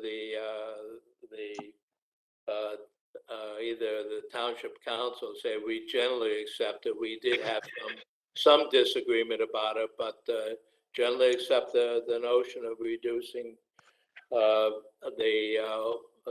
permitted standard height to 4 stories. So that way we're taking something ahead, we're supporting it, but we've indicated that there are some things that there might not have been full agreement on. I was just wondering about the value of sending a letter that doesn't have a clear decision. Yeah, I think if something's going to be sent, it should be sent unanimously. And it was my intent only to send a letter of support. It wasn't to go into creating anything different or anything new other than what the planning board had suggested. I understand, Jerry, that you wanted some time to grasp the full meaning of it. I understand that. And I don't know if we've gone too far off the path here of really writing something that we weren't asked to write, and which possibly isn't in our purview. And I wouldn't want to send something that we weren't unanimous in our agreement with. And so that's why it was what the planning board had come up with. Yeah. Well, Kathleen, if I may, can I jump in and say something? Yes, Just please. from a procedural aspect, our purview as the HPC is to send recommendations on anything related to any zoning changes that would impact a historic district. And, to the extent that we want to support, not support, or provide additional comments to what the planning board has recommended to the governing body in terms of these zoning changes. It's certainly within the purview of the commission, and I don't think it necessarily needs to be unanimous. It's something that, the subcommittee has been tasked with, doing the deep dive into the proposed zoning change and writing us a nice succinct summary. I think based off that, it should just be a vote whether or not we as a board want to support or not support that initiative of the planning board. And I don't think it necessarily has to be unanimous, but if there's a majority that supports it, it goes to the governing body saying a majority of the commission supports this zoning change or does not support it, however it goes. It can be done either way. The report that I prepared was not intended for the township council or the planning board, but I generally believe that when you have a proposal that requests a change in an ordinance, the special ordinance has been in place 90 plus years or so, that it takes some deliberation, and I didn't think it was appropriate for on the very night that we got it, without actually studying it, we were going to approve it and say, oh, we endorse this 100%. I do think we should say we generally support it. And I however you want to characterize it, this is the report. Is John, I'm sorry, is John still on the call? We lost John. We lost John a while back. Okay, so Michael and John and all of us generally support the proposed change to reduce it as the 4-story, and it's spelled out here in the report. We can summarize it, we can ignore it, we can just say we generally support the proposals. Oh, it's probably not gonna, but I had hoped that people would consider this thing, and they can consider it, the township council can consider it too. Yeah. So my question, a substantive question, did this proposed ordinance address the parking requirements at all? Because my recollection of the master plan, when it recommended downzoning this commercial district from 6 to 4 stories, it was in conjunction with relaxing the parking requirements to make it more consistent with a transit-oriented commercial district. Montclair, we have multiple train stations. These changes don't include parking changes. Just what's height. that? It's just height. Yeah. So I mean that right there. The existing ordinance had a built-in height limitation based on parking. You couldn't just build 6 stories as of right. There's still parking requirements for the 6 stories. Considerations. So yeah, it just wasn't. You had to come up with something really creative, and that created a incentive to do better things with parking and be more efficient. So if we're just downzoning, we're losing that opportunity to optimize parking. I think we need to consider now that, if there is going to be a height limitation, we need to do something to address the parking to make this more consistent with the train. So Jason, one of the reasons for resending this to the council, they had sent it 2 years ago, the planning board, prior to my time there. One of the reasons for resending was because the 10 Elm Street project, they got very creative with parking, to the point where, to the dissatisfaction of the planning board, and also included a space an office space to satisfy the mixed use requirements, and it was not. There was no reason that the planning board could vote against it, but that project spurred the desire to revisit this and ask the town council to lower the height limits to 4 stories to prevent projects like that potentially in the future, things that were not necessarily in the community, in our opinion, that best serve the community interest. So that's where that came from. And it was not tied to, this recent iteration was not tied to parking ordinance. No, I understand that, but the master plan had those things, linked. And still, oh yeah, there's still the parking requirements. I mean, we're being selective. No, the parking requirements are still there, Jerry. We're just not changing them. The parking requirements still exist. Yeah, and that's my problem. I think we should do what the master plan suggested and reduce the parking requirements to make it more consistent with a downtown transit village if we're going to reduce the height. I can't really speak on that. I'd have to read. And that's why it was a question, if that was addressed. So is that sort of a quid pro quo, Jason? I'm not familiar with that. So, but I am, No, the just certain parking requirements can be a burden, Yeah, no, there's just certain parking requirements based on number of units and such. Yeah. So based on square footage and such, yeah.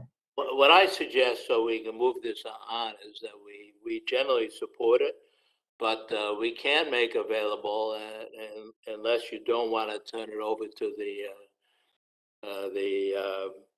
the township council, the internal comments we have for the subcommittee. I took on the role of the subcommittee in good faith. I drove around, I looked around, I tried to get a sense of the character, and I did conclude character is generally, no more than 4 stories. But we've had so many exceptions to that lately with all the new development, and that I felt that that's something they have to consider also. So the 3rd story, the 3-story step back versus a setback, that is not to me, that wasn't a problem. It just didn't have a historical basis. Well, I think we need to determine how we're going to proceed, right? Yeah. So I think at this point, how do we proceed? How do we best proceed? Do we do a general support, or do we not do this, or do we take a vote? We want to move ahead to tell the council we generally support it. I don't think. Well, does everyone agree with that? Does everyone agree that that's how we want to proceed, or do we want to do a vote that we fully support it, and then if the vote turns out 4-1, we send that over and say we fully support 4-1, or do we want to say that we generally support, which will probably get a unanimous vote? Well, I don't necessarily agree, but I think procedurally, unless there are comments that we want to send over along with a resolution supporting or not supporting, it should simply just be an up or down vote. And based on the discussion so far, I don't think there's anything that there doesn't seem to be a consensus of, oh, well, I think this specific thing should be tweaked, or whatever. But because we haven't done an official study. I think it was just an up or down. Do we support it as proposed by the planning board or not? Okay. I would say this, that it's Chair, it's you control the vote. It's up to you to make that decision on how you want to move forward. You control the committee, and you can ask for the motion the way you perceive it to be. Okay. Sorry. So, Jason, your last statement, could you repeat that? Because that sounded as though it would be the motion that we send a letter of support to the council supporting what the planning board has determined in their memo to the council. Yeah, and I think it would just be as simple as our form resolution. We've reviewed it, and the commission has voted to support this. We recommend passing, or we don't recommend it passing, whatever.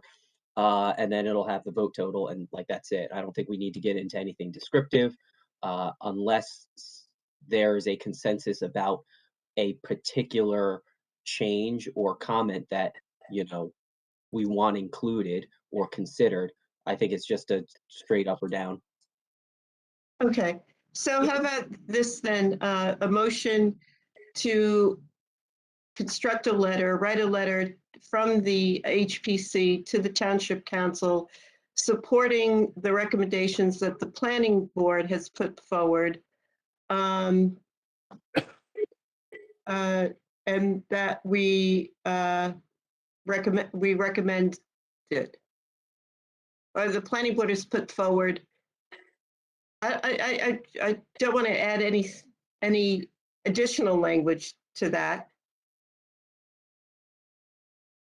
Do you have do we have so someone would have to make that motion or move that motion forward and a second, and then you guys can take a voice vote, which is all in favor, unless we need to do a roll call. Unless someone wants to make a motion that's conditional, where you would say, you know, some comments should be included. So do we have a motion to pass a resolution in support of the opinion by the planning board? I'll make that motion. I will second it. All in favor? Aye. Aye. There you go. And I'm voting no. Okay. The one, Tommy, if you're still there, hopefully. I am. I'm here. I'm sorry. I had my camera on. What is it gonna say? What's the resolution? Could you read it again? The The resolution, resolution was just to send a letter of support of the planning board's proposal as drafted. and I believe you had the majority of the members in favor, and Mr. Hyman was a no. And Jerry, I don't believe. I'm a you no voted. also. Okay, and Mr. Sweeney. Okay. It's 3-2. Yeah. Okay. Got it. All right, thank you. So we'll write a letter, Tommy. You and I will construct a letter and, Yeah. okay. So our next meeting is May 14th. 12. We'll be in touch, the 12th or the 14th? Let me check my 14th. calendar. I believe May 12th. 12th, okay, May 12th. It starts at 7 o'clock. It's the Preservation Awards meeting. How does the agenda look for next month? For the presentation, are we going to do that in person? No, no, we're still virtual. Okay. Oh, that's right. We didn't have a discussion about sorry, but we discussed it prior to the meeting started. So yes, we should have a discussion now about when we return to in-person meetings, and when people feel comfortable about meeting again in person. I believe the council is starting up again in May. We can certainly wait until June to do that, you know, meet in person. Do you want to meet virtually in May, beginning at 7 o'clock? Why don't we hear from everybody? I would generally favor that, Chair, only because I think we should wait until we have the opinions of everybody, and I don't publicly, and I don't know that we have everybody's opinions Right. on the matter. But as we discussed earlier, but yeah, I'm okay. I would be okay going back in May, but I think I'd want to wait until it's unanimous and everybody's comfortable going back. Okay, and I think John has left the meeting. So, E, what is your feeling? I mean, I would prefer to stay virtual as long as possible. Jason? I could go either way. I mean, I have to go in person for all my other meetings, so it's. All right. And Steve? As do I. That's why I want to do this one. I will show up at any meeting. Okay. And Jerry? I would like to eventually go back to in-person meeting. I think June would be right. And I think we can do that as a test to see how it works. But what I said before is that given the length of the meetings, when you have it virtual, you have a relatively fixed beginning and end. And when you have it in person, you can tack on an extra hour or so. So it tends to be pretty late. So sum it up, I would like to at least initially get back in June a virtual. I think we need to all get together face to face and talk. I think there's more ability to communicate and understand each other. And so I prefer in-person meetings, but I'd like to wait until June. All right. We've heard from everyone that's still on, correct? We'll stay virtual for next month Yeah. with the intent to go back in person in June. And next month is the awards and we'll begin at 7 o'clock, Great. right? Okay. Motion to adjourn? Motion. Second? Second. All right. Thank you, everybody. Good night. All in Everyone, have a favor? good night. Good night. Okay, Good right. night. Good night, everybody. Bye. Right.